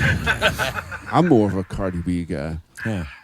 I'm gonna go carve Cardi B into my chest as soon as we leave here. I got an X-Acto knife at the car, man. I got a knife right now. Let's do it on the air. On the air. Spill some blood for Pyro. So, Pat, how does this band compare to the other bands that you've been in? Oh, it gets a lot more action than all Really? my last bands, yes. So, As far as Chris T got him more gigs. as far as more people watching the shows and more people coming That's out great. to the shows and more exposure. So you guys got a big show coming up next weekend. Yes, on the 12th. That would be the 13th annual Halloween Fest. Matt Stevenson's Halloween Bash. Yeah. Correct. At Whispering Winds up in Valley Center. That should be a banger. Yeah, we played that a couple times, man, and we were just outclassed. I'm telling you, it's you guys are gonna fit in so we well. We can't wait to get outclassed. Yeah, I mean we're a country band, so we'd go out there and these people are expecting metal. Well, I'm really happy that they have. I gotta say, I'm really happy that they have it separated into two stages. They got the EDM, EDM, dance music in one spot, and then heavier stuff in the other one. So now you got to report back to us which stage has the most people. Yeah. I mean, if I'm gonna make a prediction, Because I want it to be metal. If I'm gonna make a prediction now, I'll say it's the metal one early and then the EDM one later because they're going on. They're keeping it going later. Oh yeah, because they do drugs. They absolutely do. Hey, and by the way, That if you make see them me out dance. there, I don't do drugs. I promise. I always had a blast going out there, and I've been out there a couple times and watched bands as well. So it's going to be a cool time for you. What do you guys have coming up after that? Anything booked? Yeah, we're doing the last 10 seconds of life show at Rock Island Live on November 5th. That's another place that's very metal, very metal friendly. Right, yeah. No, I'll speak up and say that they have a couple local promoters that do metal shows there, but if those promoters aren't doing shows there, they're not doing metal. I concur. Well, the untrained eye sees it as, because I would look and say, oh, they've had several different metal bands that went through there that don't always play together, and big names too. And big names. But that's the promoters bringing them to town. That's not that venue. And that venue itself is not booking metal unless there's a promoter bringing it to them. Pushes it through. Yeah. That's just my 2 cents. When are you going to own that one, Kenny? Never. Hurry up. Never. I need a new bathroom floor to crash on, bro. Come on. We were going to get to that. That's a loaded question. I actually think that venue is terrible for live music, the way it's set up. I've never seen a show in there. And I guess I'm going against my own better judgment, and I'm going to talk a little shit. But, yeah, that fucking venue, the way the stage sits and the way the whole layout is, inside is terrible. I'll tell you the one so. That's my own 2 I'll tell you the one that I was surprised to see some metal at that I really enjoyed their setup is Norton's. Yeah, I seen that. And I didn't actually get to see a metal show there, but I was really just blown away by how well it sounded. I saw Carrie Nation and the Speakeasy play there. Yeah, I think I was there that night yeah, I with think you, you were too. We were hanging out. And it's just, I don't know. I don't know what it is about that garden outside, but it really does. Yeah, it's just kind of great. Too bad it's not going to be year round though, because you can't have a November show there. I just want to say Dan Norton is a badass and a friendly guy, and I love him. Yeah, I've never met him, but I'm telling you, Hey, if you're listening, Dan, we want to book with you. I think he only books metal like once or twice a year, like for a Halloween show or something. Now you just had one last month. It was. I think really that good was too. to commemorate a certain beer they had, wasn't it? Yeah, I think so. Yeah, he painted himself in corpse paint and did the whole Norwegian black metal look to sell that beer. It was awesome. I think he only books metal about twice a year. So what other venues are in town that are kind of metal friendly? I know there are a couple that are not metal friendly. There's Kirby's, obviously the little closet that everyone loves. In Kirby's? Well, barely. I might have to stand in front of the stage. Sad to say, but I've played there before, man. It's always cool. Yeah, I think Kirby's is accepting of all all types of music. And, you know, Yeah, and they were in Playboy magazine for one of the top 10 dive bars in the country. They no were. kidding. Shout out to Kirby's. When was that? Yeah. I don't know what month it was or what year it was. I only remember the centerfolds. But they were 80s actually, Bush. Yeah, they were. It's no joke. They were in Playboy magazine, one of the top 10 dive bars in the whole country. Wow. And I want to say that was in the 80s or 90s when that article was written. Was it later? No, man, was it later than that? No, it was. If it wasn't late 90s, it was early 2000s. Yeah. So recent. Yeah, recent enough where I know about it. When people still read print, I think. Before the dawn of internet porn. The Matrix has you, Neo. What about the cotillion, guys? How are you going to get there? Well, I don't want to let the cat out of the bag, but I've been in talks with Alex a little bit about something. Good. I'll leave that one quiet for now. Yeah, but that's definitely one of the things that's on your bucket list. Oh yeah, it's on the list. Yeah, man, it's everybody's bucket list. What are some other bucket list items? Maybe not even in Wichita. I'd love to play some festivals in Europe, but I know that's way down the road, if at all. You know, who knows? It's just one of those things. You as a metal band, that's probably the biggest crowd you'll ever play. The fucking best environments to play them in.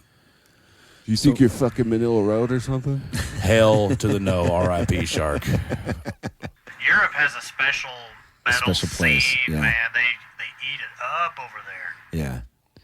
Maybe they grew up on country music too. Maybe they did. Rest in peace, Shark. Rest in peace, Shark. Hell yeah.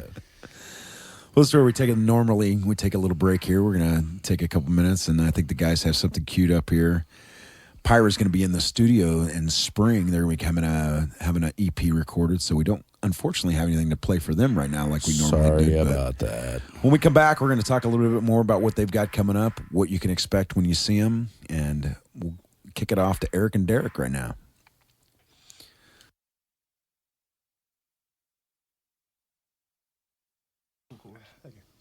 Okay, we're tracking, boys.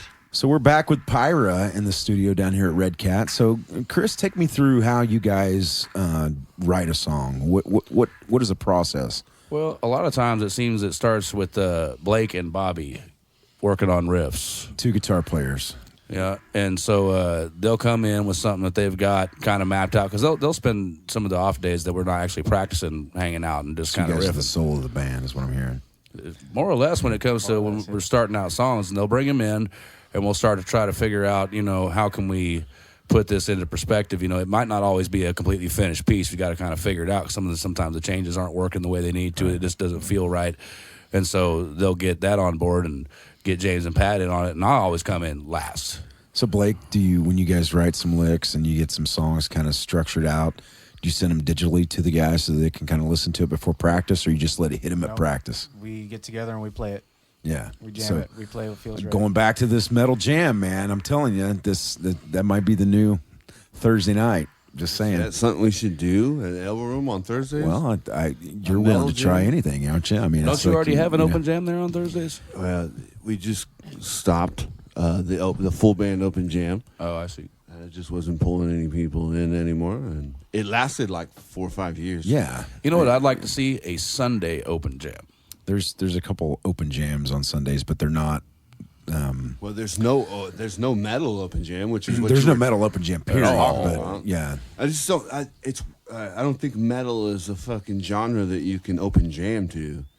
I mean, you can get some guys together and they can come off the cuff with some stuff, but it's like I don't think people want to sit around and watch some dudes practice metal. Yeah, I don't know. I could be wrong. No, I agree with that. Because it goes back to what I was talking about earlier. I don't know if the music itself really lends itself to a jam atmosphere. But I'm hearing it from Bobby and Blake that's how you guys write songs, man. And that's absolutely true. But a lot of times when it's actually coming about, it's not necessarily free-formed and finished fast enough that it'd be able to be put into a format such as that. Sure. We had to go through it numerous times over the course of a few practices. Yeah. And that's with stops and being like scratching our head and shit. Like, what do we do with this? What direction do you take it in? Well, maybe we could take it to Facebook. We'll get Tim, our general manager, on Facebook this week. And metal bands, if you're out there and you think an open jam would work, we'd like to see some response off our post. And hell yeah, do a poll on it. And we'll just see what the the people say. Let's just do a whole metal calling. Let's say every metal musician that doesn't have a band show up to the Overroom every Thursday. I prophesize a bunch of drunk people. There's nothing better than that, a jam, man. That's how all metal bands start. Yeah, right. I think that is a value in Wichita that we do have is we have several open jams that do lend themselves for people who are not in bands to go out and seek out people who also are not in bands. That's 100% true. And what a cool way to find out if you're going to jive with somebody on stage is to actually be on stage with lights and sound and. Sold. All right, we're starting the new heavy metal jam. Next starts the FPL ballroom. You fucking heard it here first, people. Pyra's going to be the host, it sounds like. So. Oh, good Lord above. A weeknight. Oh, heavens, I have to be up early. Speaking of being up early, what do you guys do for a living? I mean, Pat, where do you have a day job or I'm music? actually an aircraft assembly mechanic. Nice. I'm a service technician for a vending company here in town. Yeah. Dealing quarters then, huh? Coffee. Yeah, we're going a lot of coffee machines. Where's our fucking coffee sponsorship, James? Blake. I work construction. Oh, yeah? Yeah. Skinniest dude in here is a construction worker. Yeah. What kind of construction? What do you build? Particularly concrete. A lot of flat work, slab work, Yep. Oh, nice. some That's footings. tough. I had an old concrete guy tell me once that you don't work with concrete, you work for concrete. Oh yeah, man, it slams you around. That's the toughest We'll job. have to get together. I need some concrete work That's done the at the toughest house. job in That's the toughest job in that trade. Yeah. Bobby? I haven't done it all. I'm inside sales at a hose shop here in Wichita. At a what shop? Hose shop. We make hoses. Hose There's shop. a hose shop here in Just town. said there's a Hoses. like pneumatic hoses and Pneumatic, hydraulic. We're getting in steel tubing soon. Is that place off West Street? high speedco. No, we are Austin Hose. Okay. We're right around the corner from Ispico. Hoses. I didn't think high speedco did anything in house. I thought they were just like a distributor or whatever. But Yeah, all our stuff's made there in the shop. nice. Yeah. That's cool. Is it retail or wholesale? We do retail. We do over-the-counter sales too, but we have a lot of contract customers that we ship parts to. Right, cool. Chris, what do you do besides fall asleep in the bathroom at the Barley Corns? I'm Batman. Do you want to know my secret identity? No, I work a screw machine at WestCon. Okay. Yeah. So leads me right back into it though. You're of the people. I didn't hear any jobs that didn't work with their hands and work with actual labor. I think that fits right into metal, man. Full of real fucking men here. And then Except me. You want a hard seltzer in the studio here, Kenny? You want a hard I'm seltzer? mad. There's no hard seltzer. No hard seltzer. And I don't work with my hands. So, like we've said, in this interview, there's tons of metal bands in Wichita, and I think we have a very vibrant metal scene.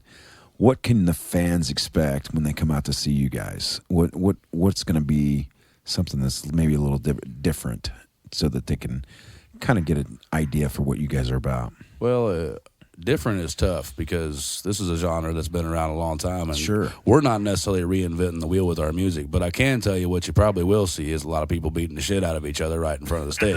High energy, man. Lots of energy. Aggression. Lots of energy. That's good, man.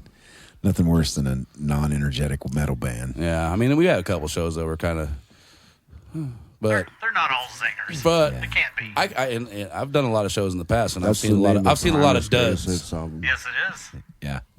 I've seen Fellow it. Primus fan here. It's Well, been I a good run so far. Whether the crowd has a lot of energy or not, we will. You will. Yeah.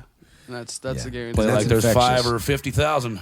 Right. It's infectious too, because It's contagious, yeah. if you have a band that's on stage that's just putting it out, then the crowd is going to be putting it out, no matter if there's 10 or 10,000, just like you said. So, it's hard to sit and watch a band and be bored if they're energetic. It's just the way it is. Right. Chris Teague's a good front man. I get people all the time. They're like, "Hey, who was that guy?" Because we do the Dimebag Daryl night, every December 9th-ish. 7th this year. This year's December 7th. It's as close to December 9th as we can get it. We do that every year, and actually throughout this year, I got a lot of phone calls from people or just questions that were like, who was that guy? Who was that guy? And I'm like, I don't know who the fuck you're talking about. But they always got back to me, and I was like, oh, this guy. And I'm like, oh, yeah, that's Chris Teague. Chris fucking piece of shit. He nails whenever he sings the Phil Anselmo parts or the Dimebag Darrell show, he always nails it. And he's a good front man. The band has a lot of energy. Like, they said that themselves, and they're fun. If you're into that kind of thing, they're a really fun show to come out and see. Yeah, and absolutely, I think it's one of the best shows of the year every time, just because you see the real like convergence of everybody who's trying to make this work in Wichita, and so it's always like a family reunion every time. So we talked a little bit about the Dimebag Darrell show, and do you do that every year with? Yeah, Catlett? just about every year for the last, I want to say, 6 years. There was one year that they really didn't do it in that style. They had other bands just covering Pantera songs, other than just like the Throes of Rejection project doing that. So, yeah, it's kind of been streamlined a little bit this year, and doing 3 sets, some of your favorite songs. So come check it out. Now, I hear you guys got some pretty cool T-shirts too. Yeah, we got some kick-ass selfie shirts too. By the way, yeah, this band is innovative, man. They had T-shirts printed backwards, so that when you're on stage, how did that happen? I'm gonna give the benefit. Let's talk a little bit more about how that happened. No, on the flip side of that, it was strategy. It was all planned. It was all planned, but. We did that on purpose. Glenn did that on purpose. He actually texted me and he said, "You think I should do it?" And I was like, "Fuck yes, go ahead and put the name on the back." Double, triple price. I mean, triple asses price, in seats. You'll see it. But you guys do have some cool merch. They got some koozies today, and they've got some. I love those koozies, by the way. So you can guys. Yeah, they look great. I think I was the first one to buy one.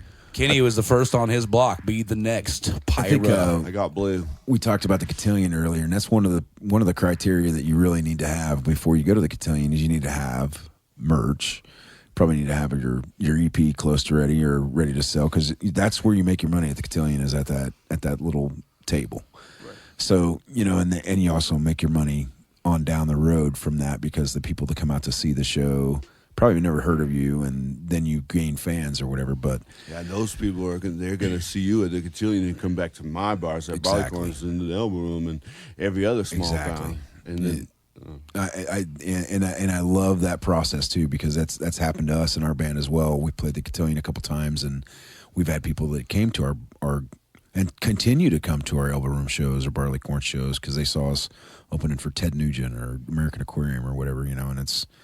Yeah, so I hope you guys can fit in there pretty quick, because that's a great experience, and there's no better. If I have my druthers, I'm going to see to it that there's an opportunity for a lot of the local talent around here to get up on that stage. But that's a topic for a later interview, perhaps. Yeah, you could talk about it right now. Let's talk about it. There's not enough in the pot to be able to be spoke about yet. Is kind of thing. It's only been just tipping a toe in the water is all I've done. So we could get 12 if we could get 12 local metal bands to play at the cotillion. I was kind of thinking 10 to 12 too. Do you think 3,000 people would show up if you promote it for 6 months and blast that shit in everybody's face the whole time? Absolutely, I think you can. It's all ages. We could try. I think it's 100% doable. It's just getting everybody in the corner that's really making moves, and making it to where it's smart. Get a couple of local sponsors for food and whatever you can get. Sure. How does the age limit affect you guys? Do you notice that you have a lot of younger fans that can't come to these shows? We have some that can't come to some of these shows. That's kind of why I'm happy about some of these upcoming shows. The 2 that we're playing next, in fact, are both, you can be 18 at least to get into these places. So that's, that's good. Opens it up just a few more people. I mean, so far, all we've played is 21 and older. Right. So, I mean... My bad. I'm sorry. No, it brought up a good topic, because I know we have a couple bands on the radio station right now that are underage, and I know Kenny has dealt with that at his bar as well, or his venues as well. He'll go ahead and let them play, exits their hands, makes them sit in the green room or whatever, but their fans can't come. Right. They can play, but their fans can't come, and if they're the same age group or whatever, then.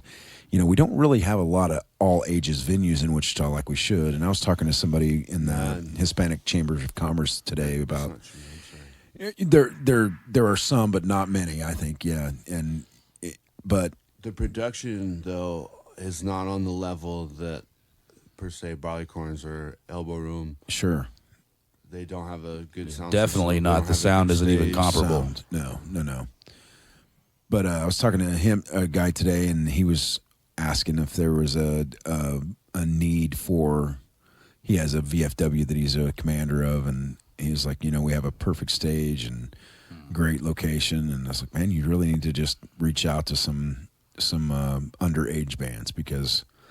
If they can open it up like that and have somebody who can, deal with quality sound and understands the business, that can potentially be something. Because this city really does lack a dedicated all ages venue. Yeah. I mean, Rock Island's as close as you get, right? And but it's 18. Right. So, I remember some of the places they had back in the day. Like the first one that comes to mind is Oz Cafe, right? And you had it separated. And I don't know that there's anywhere that has a layout that would really lend itself that well to it. Well, we got scooters this year. Maybe we'll get, I saw so many good bands at Oz Cafe. Hell yeah. Suicide Silence, Whitechapel, Dying Fetus, A Life Was Lost. That was a cool. That was a cool. I miss that spot. place, man. Yeah. It was just always hot.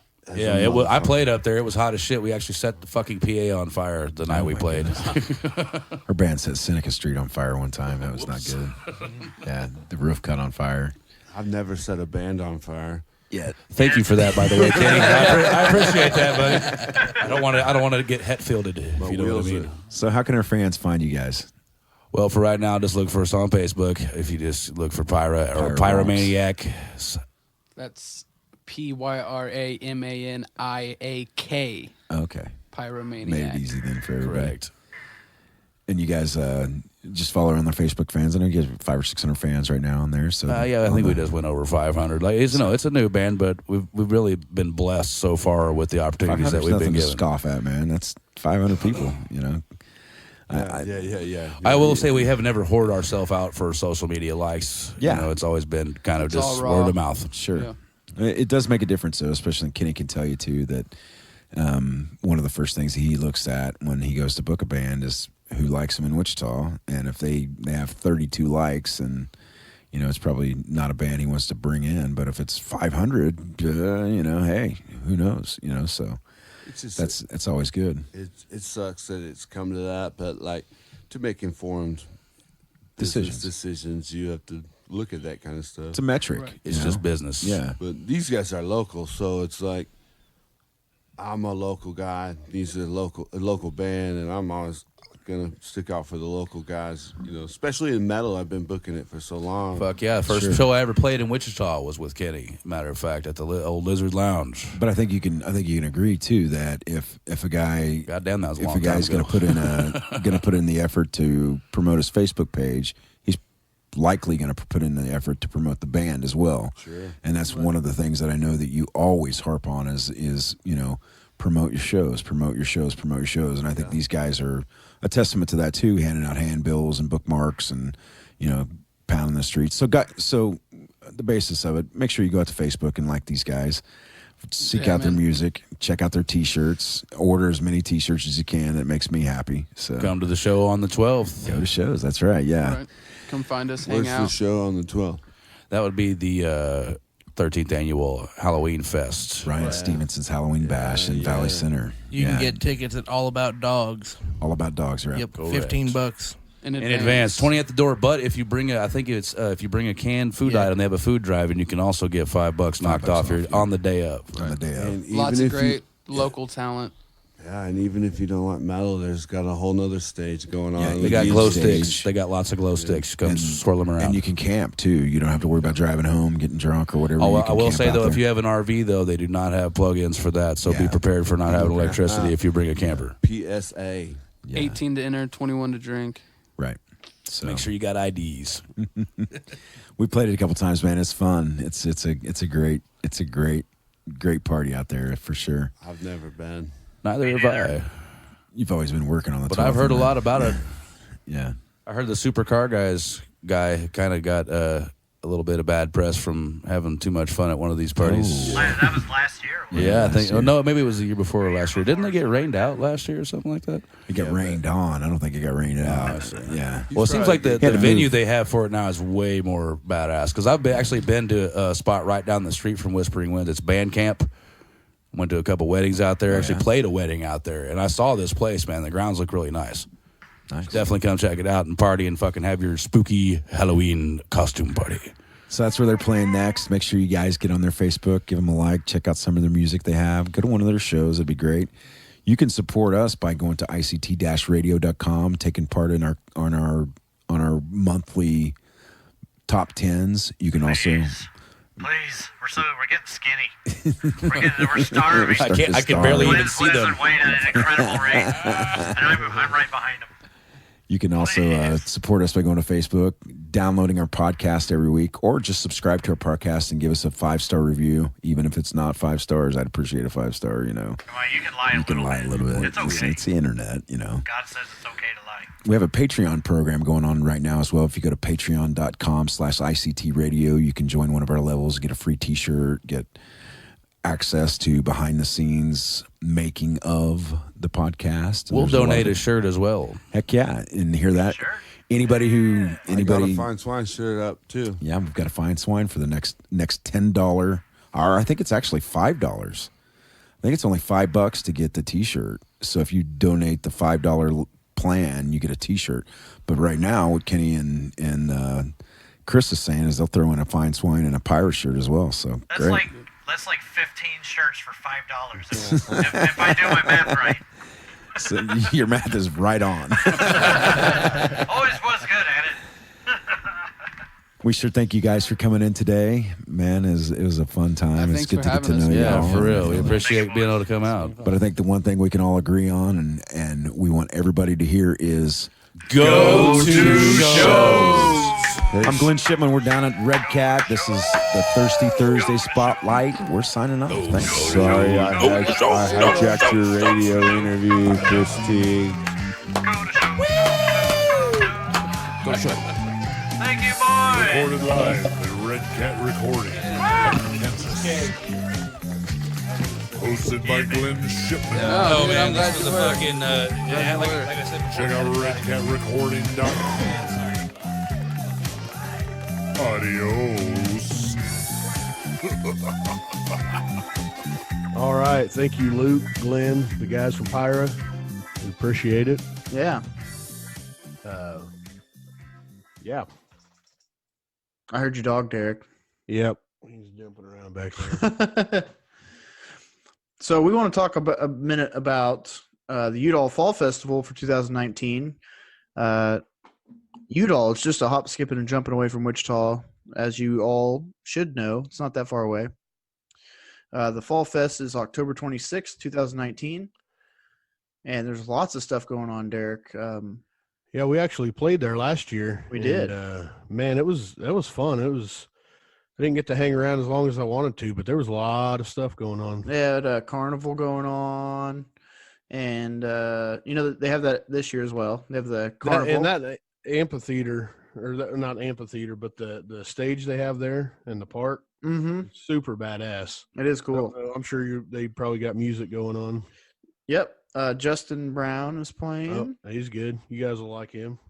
And there's another local showcase, so I don't know who that entails, but there's a demo derby at 2 p.m. and there's a barbecue and beer garden. So if you like watching people smash shit and you like barbecue and beer, hey, might want to just show up because it's October. The weather's nice. It's not too hot, not too cold. Get out and enjoy some beers and some activities. There's all sorts of stuff going on though. Car shows. There's a softball tournament. There's breakfast. There's turtle races. A craft show going on probably during the music. It looks like 9 to 5. That's how it was last year. Yeah. There's a cakewalk. There's a pet show going on. There's a pie eating contest. There's all sorts of stuff going on. And if you have any questions, just email udallfallfest@wheatstate.com. But yeah, this looks like a pretty cool deal, man. There's a street dance and beer garden as well. That man, Got a they lot got all going this on. stuff going on. Yeah, That's in one day. This says street dance is Saturday. Okay. Okay. I'm trying to look at my calendar here, but my computer's not cooperating. Yeah. So 26th is a Saturday. So yeah, there's a street dance going on that night from 7:30 to 10:30 on Main Street. And there's a chicken noodle love and all the fixins. So it sounds like some lunch from 11 to 1:30 at the community building. And there's a parade at 10 a.m. that morning. So I mean, there's tons of stuff going on all over Udall. You know, if you're free and looking for something to do, you know, October 26th, highly recommend going out there. Yeah, what is that? Probably maybe 20-minute drive from Wichita or so. Yeah, it's not that bad. Basically, just go down K15 from Wichita. Cool little town, dude. It is. Music, beer, people smashing shit, street dances, beer gardens, craft shows. Barbecue. How do you beat it? Yeah. All sorts of stuff. That's all you can ask for a weekend. Get out and do something, you know, do something you wouldn't normally do. Agreed. I also want to thank Alpha Heating and Air. It is that time of the year. Don't wait. You want to get your furnace checked out. Yeah, they're actually doing a $75 furnace tune-up right now. Kind of like they did in the spring. You know how they did the spring tune-up for the ACs? They're doing a furnace one now. It is upon us. It's going to get cold. Yep. Friday it's going to get pretty cold, and I'm sure a lot of people are going to be kicking on their furnaces Friday. I would recommend kicking it on now. Just make sure it's good. Before it gets 30 degrees outside, and making sure you're good. Right. But definitely give Alpha Heating and Air a call if you're concerned about anything, or if you need some help or service, or you just want to have the peace of mind to make sure that your furnace is going to be okay, because before long, it's going to be that cold all the time. So give Alpha Heating and Air a call at 316-765-4492 or email them at alphahc16@gmail.com. They're waiting for your call. They do good work. They did work on my house. It's been great. So highly recommended. Yeah, once again, we want to thank Love Yourself Health Coaching and Nish over there. Get a hold of her. She's keeping us on the straight and narrow. Yeah, that can't be an easy task to perform. So make sure you hit her up, call her, get a hold of her, email her, Facebook, whatever. Yep. Yep. So Derek, there's the top 10's going on. We have 2 more months left of the regular top 10 before it's December. Yeah, man, our band almost made it in there. Yeah, our band got third. That's Tequila Ridge and Gravity Waves. Gravity Waves, that's right. Oh man, it's gonna be popping.